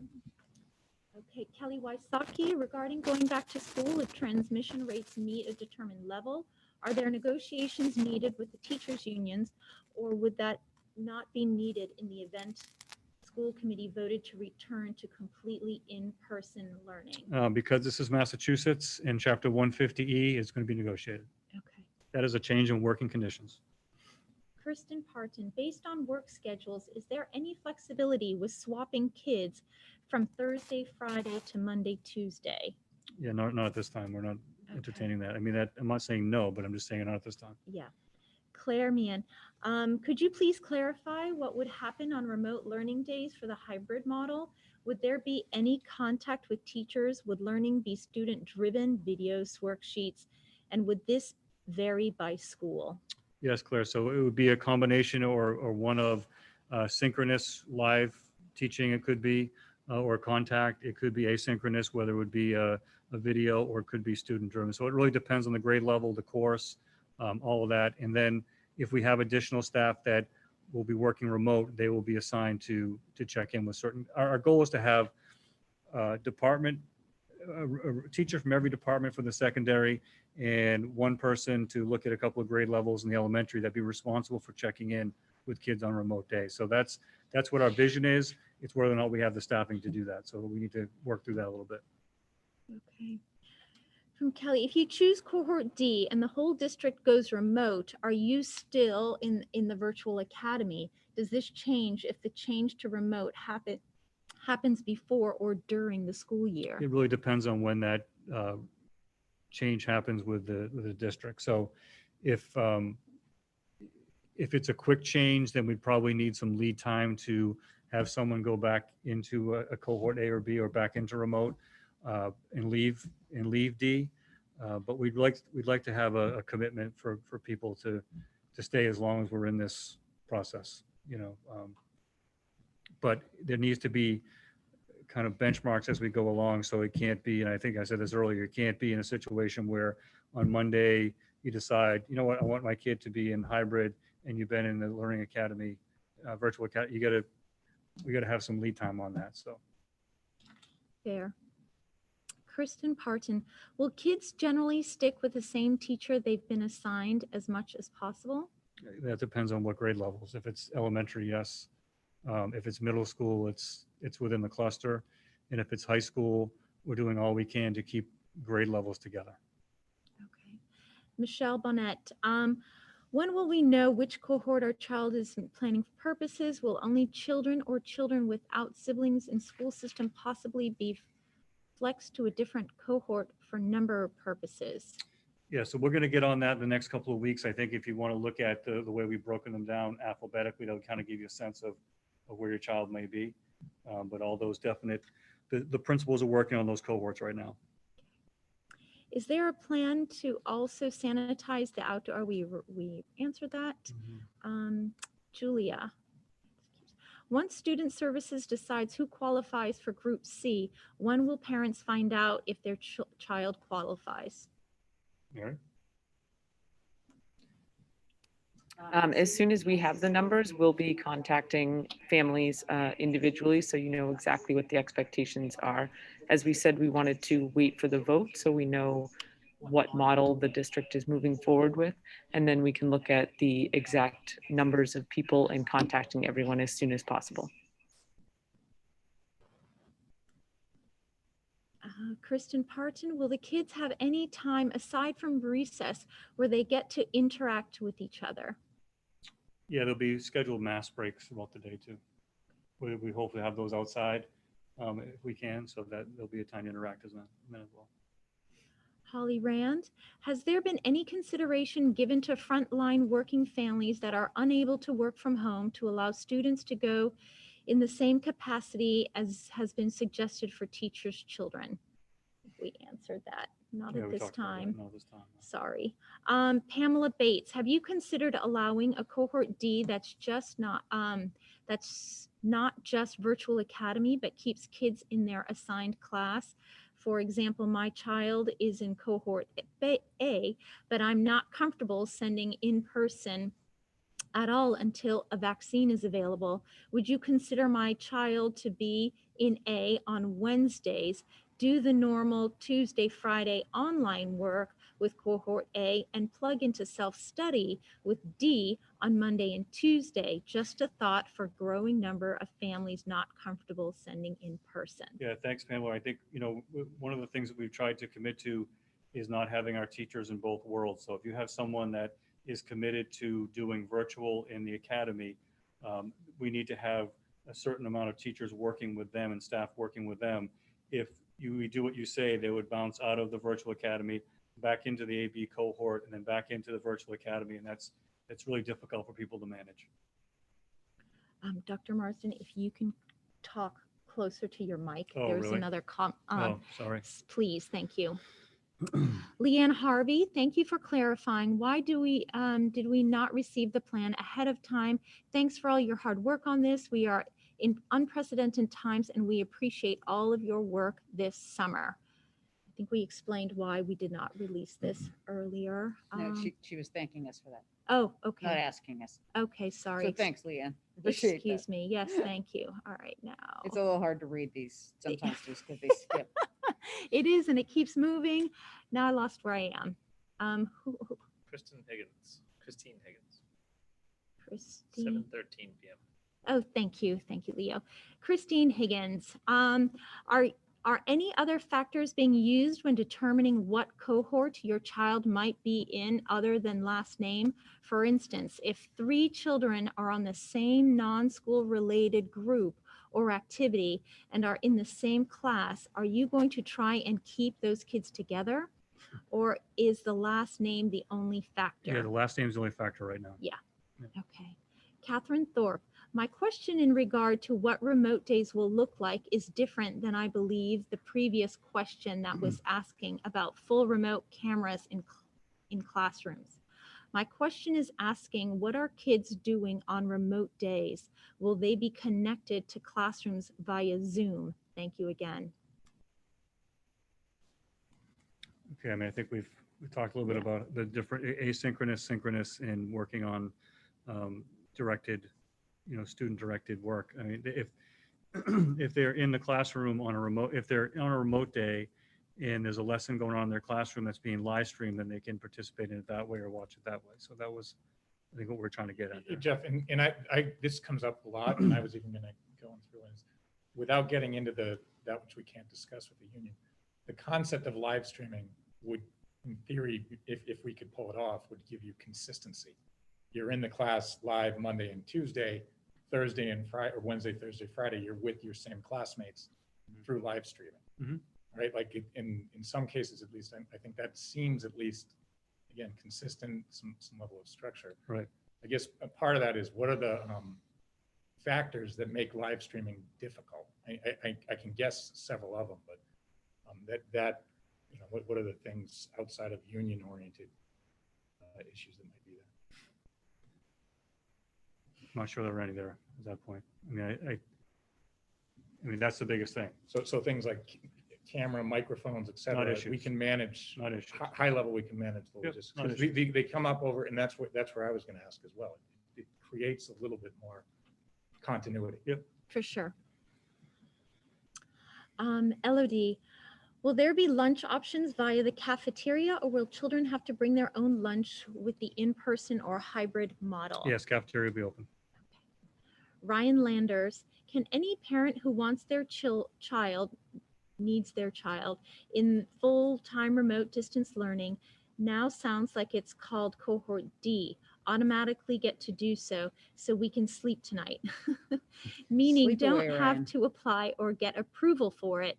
Also, you confirmed it will be run by Medfield teachers for this Medfield Academy, but will not be the same curriculum as what's taught in schools in the hybrid model. Will curriculum allow them to progress to the next grade like peers in hybrid? Yes, Ryan, absolutely. I will also say that it was also designed to be customized by teachers if they don't feel it lives up to the caliber that Medfield might expect, and so it is able to be adjusted as seen fit. Jessica May, when do you expect to complete the negotiation with the teachers union? I put in the letter in the message from the superintendent in the plan that my hope is to have that done by September 1st. So that's our goal. I think everyone wants that done. So that's Good. our goal. Blake, how will it work with afternoon school programs, K-5, like MAP and Kidsborough? Will the hybrid plan kids are grouped during the day and then could be in new groups in afternoons? Have there been discussions about this yet? So is that, I guess the question is, after-school programs, having Yes, yeah. kids come in? Yeah. Yeah, so I mean, I think we're working closely with MAP in terms of trying to get them, probably not as quickly as they'd like, but get a sense of whether they can use our spaces after school, and we have to look at the cleaning schedule to see if that can work. But as far as the additional after-school programming and mixing of cohorts, we don't have any control over that. So Jeff, with it, building on MAP, because I've heard this question a couple of times, is it feasible that MAP could offer on for cohort B on Monday and Tuesday, and cohort A on Thursday and Friday, or Wednesday, Thursday, Friday for that matter, to services during the day to provide guide on the side services for parents? I mean, I don't have anything jurisdiction over MAP. I would think they could. I'm sure they want to, Okay. but I don't know. Yeah. I was just don't know. wondering if that was an There- option. for MAP unfortunately- and other. Yeah, other folks. unfortunately, MAP's waiting for us. They were, to do their programming, so we're kind of stalling them a little bit because we're trying to figure out if we can get the cleaning done in time for kids to come in. So, Sure. and to use our facilities after school, because they use a lot of our facilities, our gyms, our classrooms and all that. So Right. we're trying to figure out a way that we can accommodate them, because we understand they're a really important part of our community, an important part for our kids. So, but they're waiting. They probably have those plans in place, but they're waiting for us right now. Yeah, I could see them playing a major role in Yeah. easing some of the stress, for those off days, for families with No, people no working. doubt. Yeah. All right, Elodie, if a child is in cohort D at the beginning of the school year and parents want to switch to cohort A in October or November, will that be possible at that time? You've Yeah, I think addressed we'd just be some lead time. We'll have to work on Yeah. that. Yeah. All right. Sophia, thanks for your hard work. If we are doing a hybrid and my child has to quarantine because of symptoms himself or someone in the house having symptoms, do they move to virtual academy for the time period he has to stay home, or somehow be provided with regular classroom work? So we are responsible and we're required to provide services and education when someone or a student is quarantined because of this. So I think we're going to look at doing the best we can. Like if someone was out, out sick that day, we would treat it that way. Although there is an opportunity, if it's a longer term, to look at the virtual academy. But either way, we'll provide instruction and learning for those students that are quarantined. Right. This is actually from Megan. Is it possible to stagger mandatory online learning times between schools so that families have access to appropriate bandwidth with parents working from home and multiple children learning from home? I mean, that is not for me, by the way. I don't know what Megan No. Oh, it's not that, Megan? No. Um, Just- confirm. Oh, okay, yes. Yeah, I think that's Sorry. definitely a consideration, that we tried to stagger the times of the schools because of that, but that's something that we're looking at. But I understand that's definitely an issue with folks working at home and having enough bandwidth. That's something we've heard a few times. So we're trying to do that. We're going to make it as structured as we can, and we're going to have to folks are going to have to try to work around that. But we know that's an issue for families. Okay. Chris McHugh Potts, what are the reasons for band and chorus ensembles to still be in progress when superintendents were told more than a week ago by DESE they cannot happen, when they will need to be fully remote when can't be outdoors? Okay. Terry, I know not the most important, but will the Board of Health allow children to buy lunch from the cafeteria? That's my understanding, yes. Dan, will students in the virtual academy be evaluated in the same way as those in hybrid? Will they also have access to specials? So evaluation piece, and I think one of the things that we've talked about, and we put that in the plan as well, is that we all know that it was a little different in terms of assessments and grading in the springtime, and that was really driven by the state. We are going back to the assessments and the grading procedures that we do in our normal schools. So that's what we're doing in the fall. As far as the virtual academy, that's something that we're going to, part of having a virtual academy is the teachers that'll be working in that have a substantial amount of training, and the assessment is going to be part of that. So once we see what that training is and what the assessment that's going to be prescribed by those online programs, we could answer that question better. We just, by the way, just got it yesterday from the state, the online LMS. So we haven't, Leo wasn't working hard enough on it, so it took a little time. Throw him under the bus. So yeah, Talk that's about why that that's red why tape there's a lot of too. questions about the virtual academy, and I'm saying that we're looking at it in a couple weeks. We literally just got it yesterday, so. Okay. This is from Holly Shaughnessy. Will Blake students travel from class to class in small cohorts? So we're trying to keep the clusters together and do one way, in the hallways and manage the bell schedule and the time, so there's not a lot of kids in. So yes, there will be some movement at Blake. Great. Megan Johnson, thank you for all your efforts. I love the idea of live streaming so children can learn at the same time, whether in classroom or at home. This is from Terry. What is the plan for high school in regards to leveled classes and how to keep kids together when they all have different classes? Yeah, I think that's the challenge that every high school in the state has right now.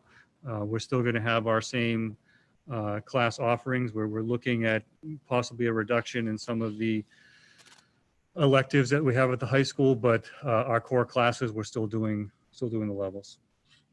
Great. Nancy, will children in the middle school and high school change classrooms throughout the day or stay in the same classroom for most of all the day? Change. Yeah. Haley, or Karen, will there be any before school programming? How does this affect MAP and the other after school programming? We just answered that. Mhm. Kristen Martin, are families eligible for cohort D if only one parent is a teacher? Yes. Actually, can we go back to that? Because I think there's a little bit of a difference in that question. Before school programming is generally run by the school. So for those kids who might ordinarily show up at 7 a.m. Oh, right. for preschool care, before school care. Right. What are our thoughts around that? Yeah, as of right now, we're not looking at that program, but we are trying to fit that in. Thanks. I just Yeah. wanted to make sure that we Yep, got that no, out there. thank you, thank you. Heidi, with the cohort split of A, K, and Z, how will that work if the class is not evenly split by last name? So actually, we're looking at only children, to be honest with you, to offset that. So if we have a situation where we have an imbalance in a particular grade level, or you really can't hear me? Yeah, that people keep commenting, saying that. Particular grade level, that's because I'm looking at you. I'm used to you guys all the time. Particular grade level or classroom, then we're looking to see if we can move students that are only children into some of those. So we're looking at that right now to see if that helps out, but it may not make it. It's not going to be 50% even, that's for sure. But this split we've looked at is the best we can the closest we can get to the 50%. Okay, cool. Yeah, just try maybe stick your face in it. CW, Chris, which Chris? You mentioned that students will not be permitted to jump between cohorts, but if the district is forced into a fully remote model, will students in cohort D be permitted to re-enter the remote learning system that cohorts A, B, and C will be a part of? Or does committing to cohort D mean that students will be part of the Medfield Virtually Academy for the full year? We spoke about that. We did, yeah. I Just think need some time. yes, we need time to do that transition. Again, another one, Dr. Marsden's response to my question was not audible. I don't know which one was this. That one was, in addition to the children of teachers, will the children of parents who are critical medical providers or other essential workers also have the opportunity to attend in person 4 days? Okay, the answer to that was not at this time. We're not. Chris, Superintendent Marsden, this is important to understand your values as you lead Medfield schools.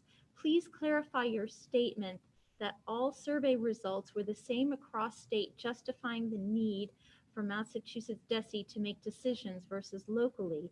Do you believe the students in low-income, underserved communities have the same educational advantages as Medfield? That Massachusetts DESE decisions are one size fits all, What are your personal goals with regard to closing gaps in Medfield during the pandemic? Next question. And I think it's actually, the report actually talks about that It as does. well. Yep. Towards the end, Yep. and there's great effort there. Now I lost my spot. Sorry, guys. It's either Melanie or Catherine, I I think. think it's Thanks, Melanie. Melanie. Melanie Winfrey, thank you. I understand that separating cohorts alphabetically but by last name is easier, but why wouldn't preferences be taken to see if it balanced itself out to allow for input that will work best for families? Yeah, there was no way if we asked for people to choose what cohort, there's no way we could get it. I mean, there's no way we could manage that. Okay. Impossible. And we do have 2,600 Yeah. kids, Yeah. and we're really just trying to get We're the doing our best service to as Yeah. many of them as we possibly can. Yeah. Catherine Thorpe, again, thank you for all you are doing. I know so many things still need to work through. Can we assume that how kids will learn on remote days via Zoom cameras will be worked through by August 10th? Knowing how remote days will work will be a critical part of a family's decision to send their kids in a hybrid model. It's already worked out in the plan, Catherine. It's there. So when you get that link tonight, you'll be able to look at it. Okay, this is from Trish. Thank you for all your hard work and careful consideration of all options. There are no good choices, but I appreciate the process thus far. No need to take the time to read this aloud. Always lead with the headline, Trish. We need good Thank you news so once in a much. while. Yeah. Thank you, Trish. I was happy to read that. Laura, will kindergarten start on 9/16 as well? They typically start a few days later. And will kindergarten screening still occur in person? Thank you. Yeah, Missy's working on that right now. So Okay. you'll get a notice on that. This is from David Whelan. Will there be software purchased in order to standardize online teaching and for use if and when things go all remote? So we're using Google Classroom as our platform, grades 2 through 12. Okay. Jules, another cohort D question. So if students start in cohort D. You know, and Anna Mae, I think we've actually answered this one, and because it's Okay. about going back in. Okay, sorry. To, Thank sorry, you. Jules. My eyeballs can't go that fast. I hear All you. right. Renee, sorry, my question is with regards to potential full remote model. It was stated that it was important to support our teachers by allowing their kids to attend all 4 days in person in the hybrid model. In a full remote model, the teachers may also have their kids at home. I am concerned about the ability to meet the outlined expectations for full remote. I think the expectation is correct, but I am concerned based on what happened in the spring. Kristen, are you exploring the concept of a heat day switch to remote? Should building exceed a certain temperature inside due to the difficulty of wearing masks in extreme heat? Also, the presentation stated everyone must wear a mask on the bus, yet there are medical exceptions, excuse me, for in school. Could you clarify why the different guidance? Yeah, that's the guidance we got from the state that everyone need to have one on the bus. So I think that's, we'd have to look at it on an individual basis. If there's a medical exception on the bus, we'd have to take a look at that individually. As far as the heat days, I think that's something we have to consider. There's no doubt. I know that we've been talking about that as superintendents, that might be something we consider based on, I mean, that's another one of the good reasons why, or good things for starting a little bit later in September. Typically, we get those hot days in the beginning of September. Of course, I said that, now I just jinxed us. But I think that's something that, we've talked about that in the new building project too, is trying to make sure that we have great air conditioning and ventilation in that project, because we used to have 3 or 4 hot days in a school year. Now we have, 3 or 4 weeks of it. So definitely a consideration that we're looking into. Kristen Martin, I meant cohort C, families where one parent is a teacher. I don't even remember that question, but maybe we can come back to that. I think I do remember it, and my understanding, Kristen, oh, I see. Yeah, it's yeah. still yes, Kristen. It's still a yes. Yeah. Okay, You're good. great. Sorry. Kate, It sounds as though the teachers that were assigned to my children at the end of the school year will not necessarily be their teacher in the hybrid model. Is that so?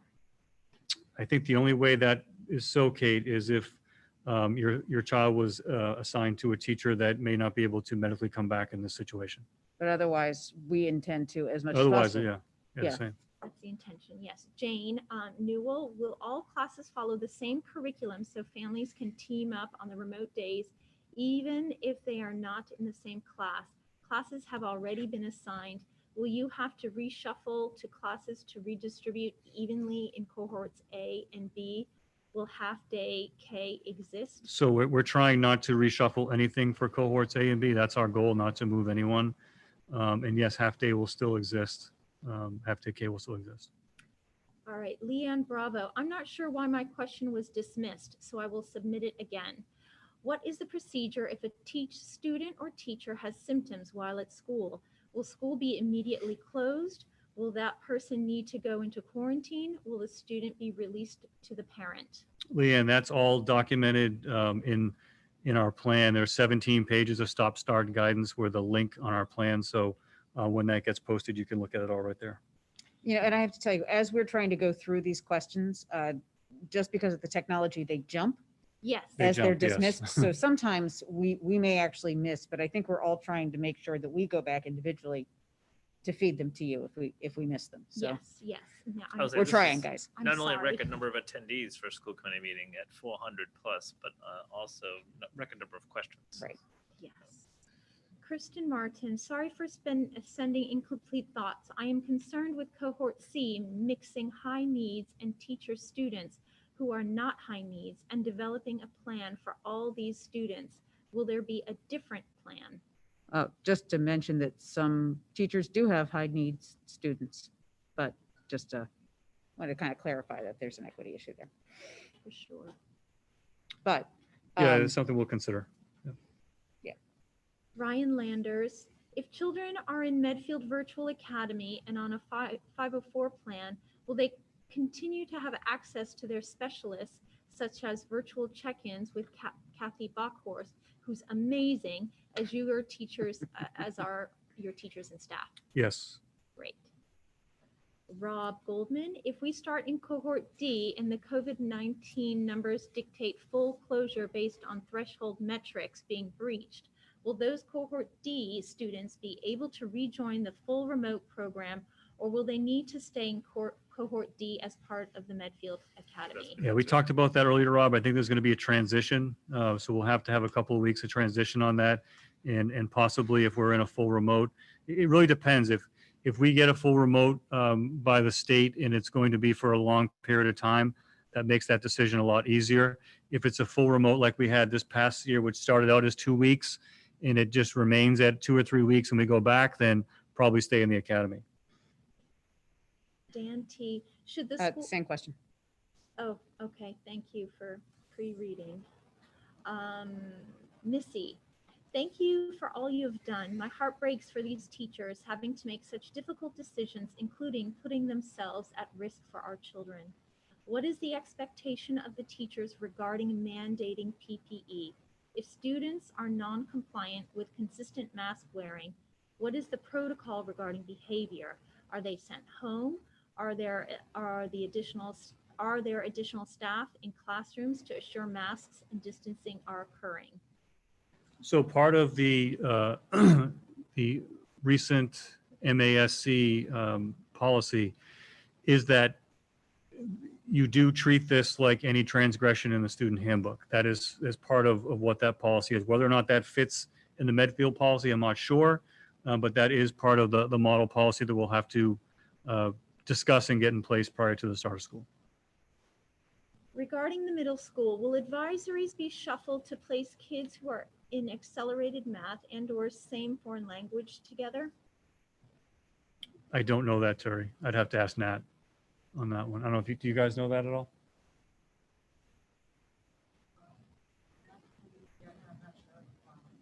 Okay, math, looks like math will be together. Not sure about foreign language, but that's a question we'd have to ask Nat. Okay, so Jane Newell, if you choose to homeschool, not remote, but completely do home K program on your own with your own teacher or yourself, and COVID cases fall and things become safer, can you enroll in school mid-year? Yeah, I think we go full, absolutely. Now, she's talking about if If you're she's going- homeschooling and she's on a homeschool curriculum approved by you, can she move back into Sure. the school Anyone system? can do that anytime. Yeah, you can do that Homeschool can do that anytime. anytime. Okay, very good. Yeah. Rebecca, Westwood Superintendent is recommending K and 1 in person 4 days a week as we speak. Jules Hoffman, another more cohort D question. At the middle school level, in a subject like math, will there be an opportunity for one-to-one extra help? That's our intent, yes. Liz, is there an option to purchase a device Chromebook through Medfield? I have heard other towns that have provided them and was curious about this. Thank you. So if we have any students that need a device, as we did in the spring, we'll provide a device to them. Melissa Roeder, in the past, as part of the school supplies list, kids have been asked to bring in Clorox wipes. Will that be asked of them this year? Would you like box fan donations? Thank you, Melissa. So we haven't put together those lists yet for materials and wipes. And we need to make sure that we understand the science around box fans before we ask for donations, but thank you. Okay. I remind people to please put their names in. If I see initials or anonymous, pretty please go back or re-enter with your name. David, Dr. Marsden mentioned medical exemption for masks in his opening remarks. Is there any more information related to what that means? So my understanding is that if someone has a medical condition, a student has a medical condition and their doctor lets us know through a written note that they cannot wear a mask, that we'd have to look into that. Or if it's something as a part of a disability, then we'd have to look into that. Casey Hatton, you mentioned Google Classroom is being used for grades 2 to 12. What is the platform being used for K1? Seesaw. Michelle Bonnet, will students requiring reading or math support get that during their in-person learning or remote time, as that usually involves small groups taken from multiple classrooms? Yeah, I think, Michelle, they would get it both times as much as possible. We try to, in a remote setting, it would look like a breakout room, and then in a live setting, it would be as it typically would be in, either a different room or with an assistant. This is from Jane. In the hybrid model, will all K classes follow the same curriculum so working families can help each other manage the remote days and team with people in their pod bubble? Or do you have to team up with people in your class?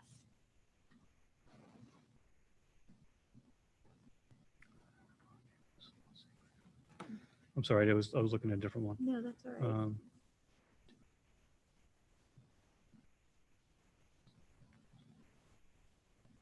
Yeah, the goal, I think, is to be consistent among all grade levels. So that, especially in the kindergarten. The teachers have been working really well together and collaborating on that curriculum. So we're hoping to deliver very similar curriculum, but if not the same. Great. Sarah, what will happen with preschool? I'm sorry if this has been asked. I joined late. Sarah, we're waiting for additional guidance on preschool. It's certainly more complex based on the different options that we offer for preschool, but I know Missy will be reaching out to you folks in a couple of weeks. All right, Chris McHugh Potts, School Committee. So you refuse to post the plan in advance of this meeting so people can ask informed questions, yet you will not answer questions and instead allow Superintendent Marsden to point people to the plan. Do you realize this is frustrating to meeting attendees? What if people continue to have more questions after reviewing the plan? Are you committed to answering them prior to Monday? Well, Chris, I think people have been emailing us personally all week, if not more beyond. So we have been answering people. Do you guys have anything else to add to that? I don't No. think so. No, okay. Kristen Martin. Okay, she says don't have to read. Anonymous, no name, anonymous Jane. If the purpose of sorting into groups A and B is to keep the groups separate, how can you let teachers' kids go 4 days and cross-contaminate? We're working that out. That was asked before. Sarah, will second graders still start foreign language in the fall? Yes. And how will cohorts work for AM PM kindergarten? It'll be a little different because the classes are really small to begin with. So there'll be, I'm not sure we're going to use alphabet, but I need to double check that with Missy. Chad Fuller, with us living in such a gnarly time, COVID, masks, an ever-growing divide between Americans and families torn apart by political differences, have we thought about adding the beacon of headlights, Paul Walker, to the curriculum? With such crazy times, it seems like we should live a quarter mile at a time. Thank you. I'm gonna have to look up who Paul Walker is. Okay, Nancy, what sports will be running? Football? Nancy, we are going to get guidance from the state. They're going to make a decision. So the governor is actually in charge of that decision. He got information from MIAA, but he will be making that decision along with DESE. And we were told by next Wednesday or Thursday, we should know the answer to that. Okay. Tom, explain to me how it makes any sense for you to have a teacher's child to cross from one cohort to another in order for them to go 4 days. From an infectious disease standpoint, how does this make any sense? Yeah, I mean, we never, they could attend the 4 days, but we never said they'd be part of that cohort. So they could be their own cohort on that other day. So that's, some of the stuff that we're working out. And again, this isn't a Medfield only thing. This is across all the communities that we're looking at doing this. Is there any consideration to bring Google Classroom to K1?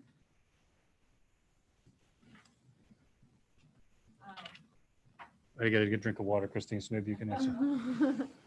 Yes, actually, we are considering it, something that we're, You gotta unmute, Christine. Yes, hi. Yes, that's something we're definitely going to consider. That's going to be done in consultation with Dr. Billsborough, as well as a number of people in the building, including the instructional technologist, technology specialist at that building. So it's possible. Right now we have Seesaw. We use that, but it's something that we can definitely consider. Thank you, Christine. Nicole, what is being done for students in this new environment as far as social emotional adjustments? Most have been home, socially distant since March, and now they are going back to school, and it looks nothing like it did last year. Yeah, it's a great point, Nicole. I think that's a big part, and that came out in the groups that, both building-based groups and the district group, that that has to be a focus on all of our buildings, and that we know that that's an important piece, especially the fact that maybe some kids haven't been in close contact with some of their friends since March 12th, and we understand that, especially the younger grades. So we are going to be incorporating that through the morning message, the advisories, morning meetings, those kinds of things. So we're going to do our best around that. Dr. Marsden, I'll say that Anna is really looking forward to having her own desk Oh, there you go. to put stuff in. Ms. Holman, sorry, not sure my question went through before. Will we be able to know for sure that our child's teacher is returning before we have to decide hybrid or remote? Yeah, I think every effort, we'll do every effort there. We just, again, we have to, I don't know who those people are yet. If I did, I could give you a definite answer, but once I find out who those people are, then, we'll be able to make that determination, but that would be our goal, absolutely. Michelle Bonnet, sorry, Jeff, to clarify for reading and math support, since we are trying to keep kids within their own class cohorts, will they mix with other classroom students for specialist support in person?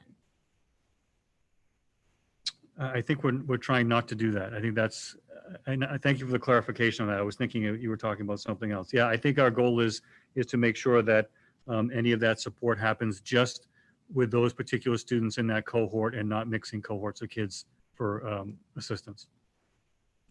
This is from David. Any consideration for division of cohort by location in town versus last name? Wouldn't this help with busing as well as remote learning together? Yeah, that's a good suggestion. We haven't looked at that yet because we've been looking at doing busing not in the location in town, but as a school, to try to keep those cohorts of kids together and not intermingle cohorts. So for instance, we're trying to do just memorial buses, just Wheelock buses, et cetera. But that's something we can certainly look at and consider. From Jessica Murray, will students have physical education class in the gym? We're looking at trying to do that outside as much as possible. I mean, physical education is going to look very, very different. And we're working with our department chair on that to make sure that kids have that experience. But we're going to use the gym for all storage, right? Yeah, so probably not going to have it in the gym at all. And we're going to have to look at transitioning to maybe some health and some nutrition as part of their program. Okay. Mary McNiff would like to know, in the hybrid model, can we stream live via Zoom for the kids not in school that day? That's something under discussion, right? And Andrea Sullivan, what is the maximum amount of time our kids will be on the bus each way?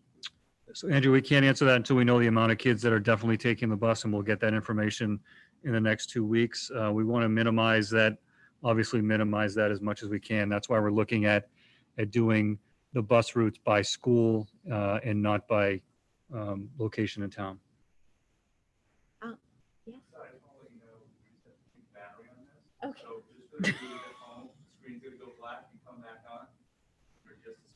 All right, Okay, do you want to just beautiful. let All us, right, we'll stop for a pause second. now then. So Maybe we can all, to let take- everybody know that. So maybe we we can all recharge our battery. Yes, so they're Medfield TV is just changing their batteries, so it's going to go dark and then Oh. just hang in there. Then Yeah. they're going to pop back up. And then we have to finish before my battery goes I dead know because I'm I've at gone through 13%. almost.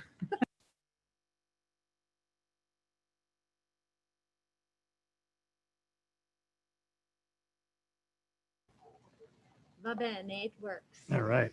Thank you, Medfield TV. That was quick. Awesome.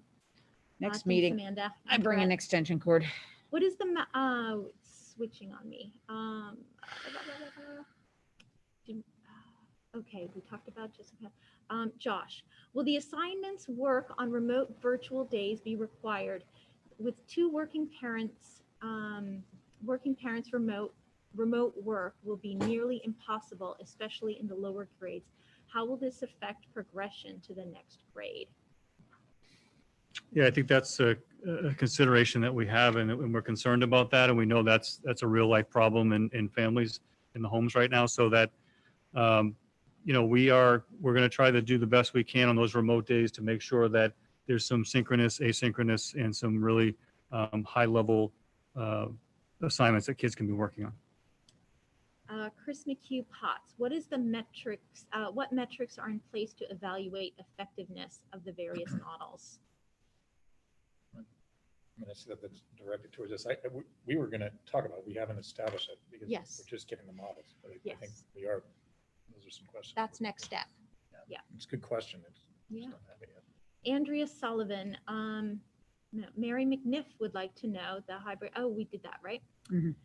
Sorry. I think we're Tara. down to Tara, yeah. Oh, wait, did we answer Andrea's? How will the kids be graded in hybrid model? So Andrew, we're going to have the same grading system that we had prior to March 12th in each building. So we're going right back to the way we did it. Okay, and Tara, for middle schoolers, do they stay in the same group of peers? I apologize as I joined late and it may have been addressed. Thank you for all you have done. Tara, we're looking at keeping kids in the same cluster at the middle school level, keeping Okay. them together. What is the maximum amount of time for I kids will think be on the that bus? seems to be a question that just, Yes, Yeah, it Flips. popped up Yeah. again. because we did that one. are we through all of them? Yes. Oh my God. I think so. I think so. All righty. With that, thank you everybody for submitting your questions, for sitting through this, for participating. We truly appreciate that. at this point, school committee members, are there, I mean, this was a rich bank of questions that we got through, and I'm wondering if you folks still have any outstanding ones before we take our vote.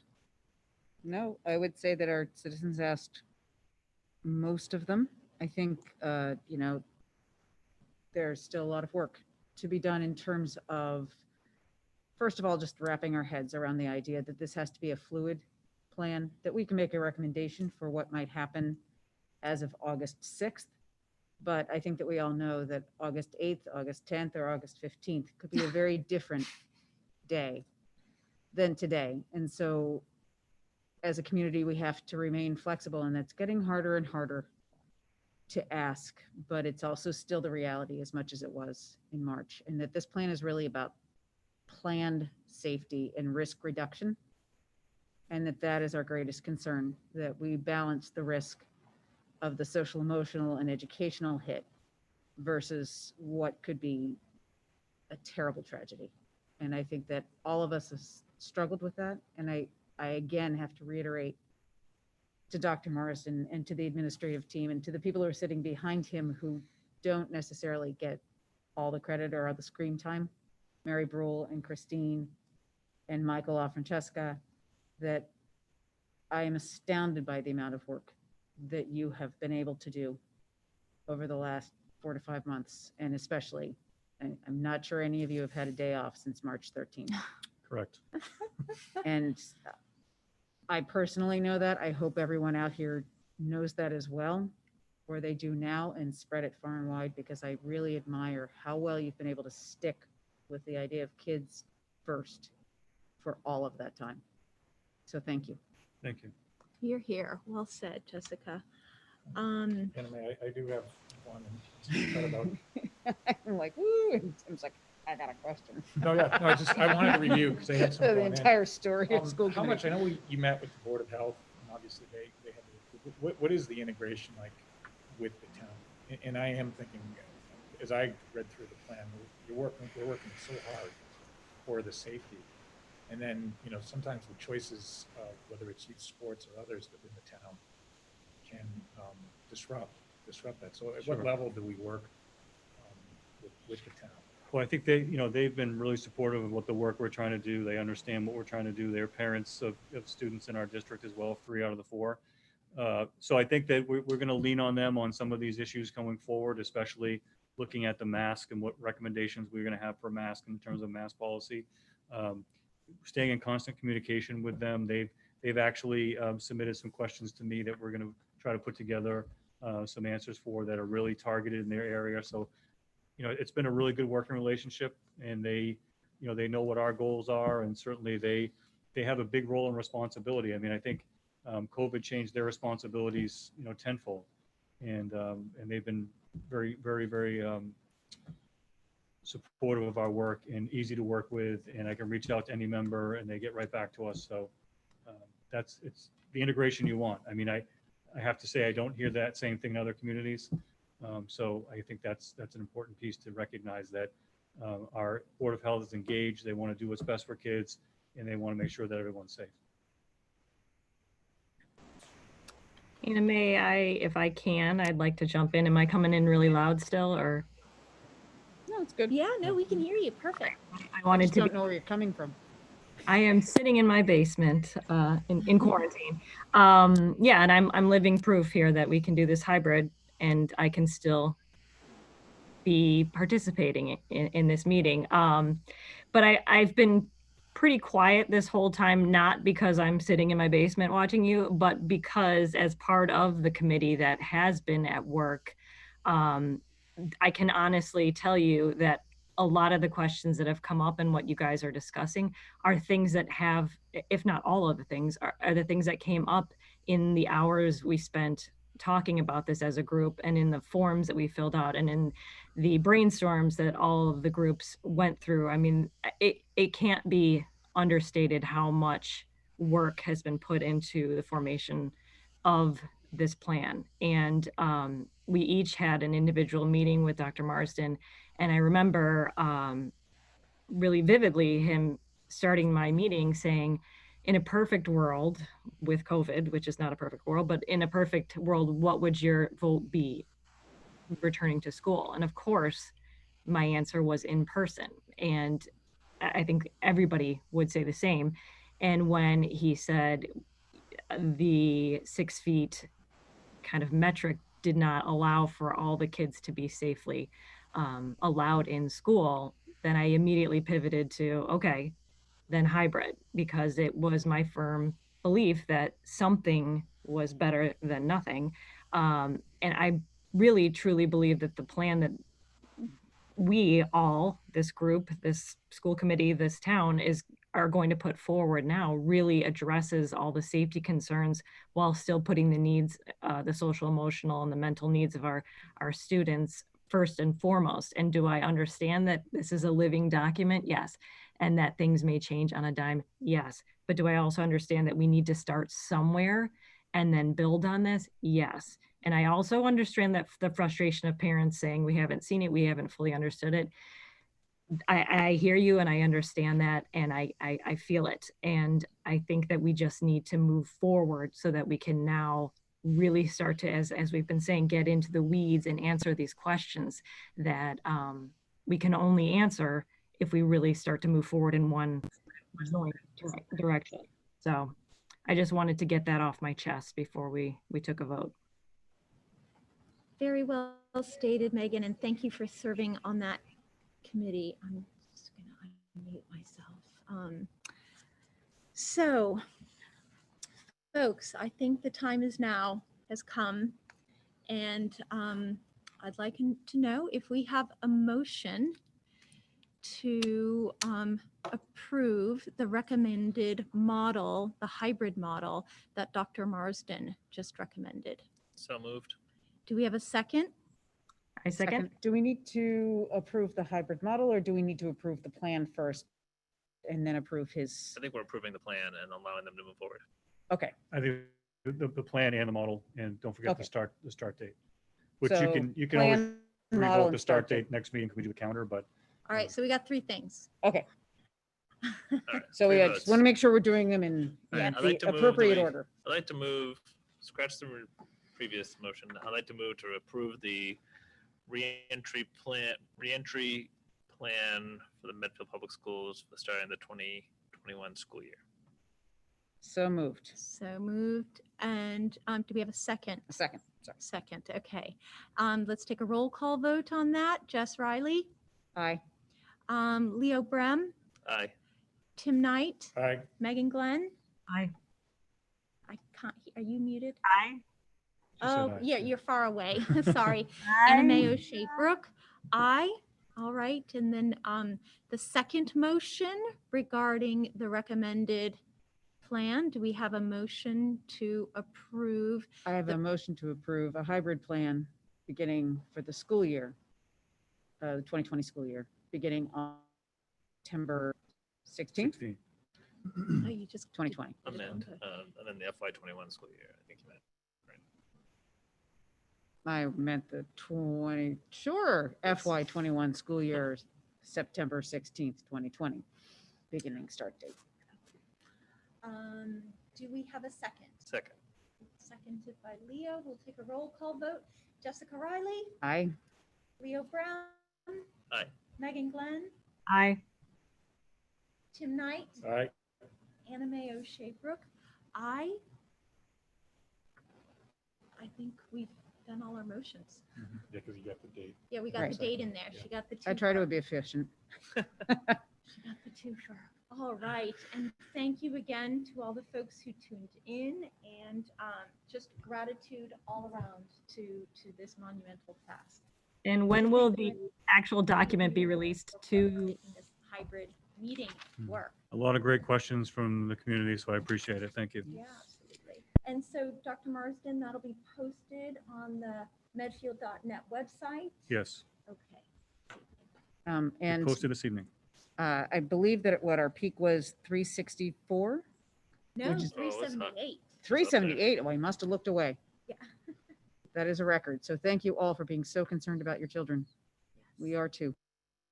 All right, so our next school committee meeting is actually next Thursday, August 13th. And so do we have a motion to adjourn? So moved. Do we have a second? Jess Aye. Riley, second. All right, roll call vote. Jess Riley, Aye. Leo Brem, Aye. Megan Glenn, Aye. aye. Tim Knight, All right. Anna Mayo Shaybrook, aye. Thank you. Thank you. Thanks, everyone. Good night. Thank you.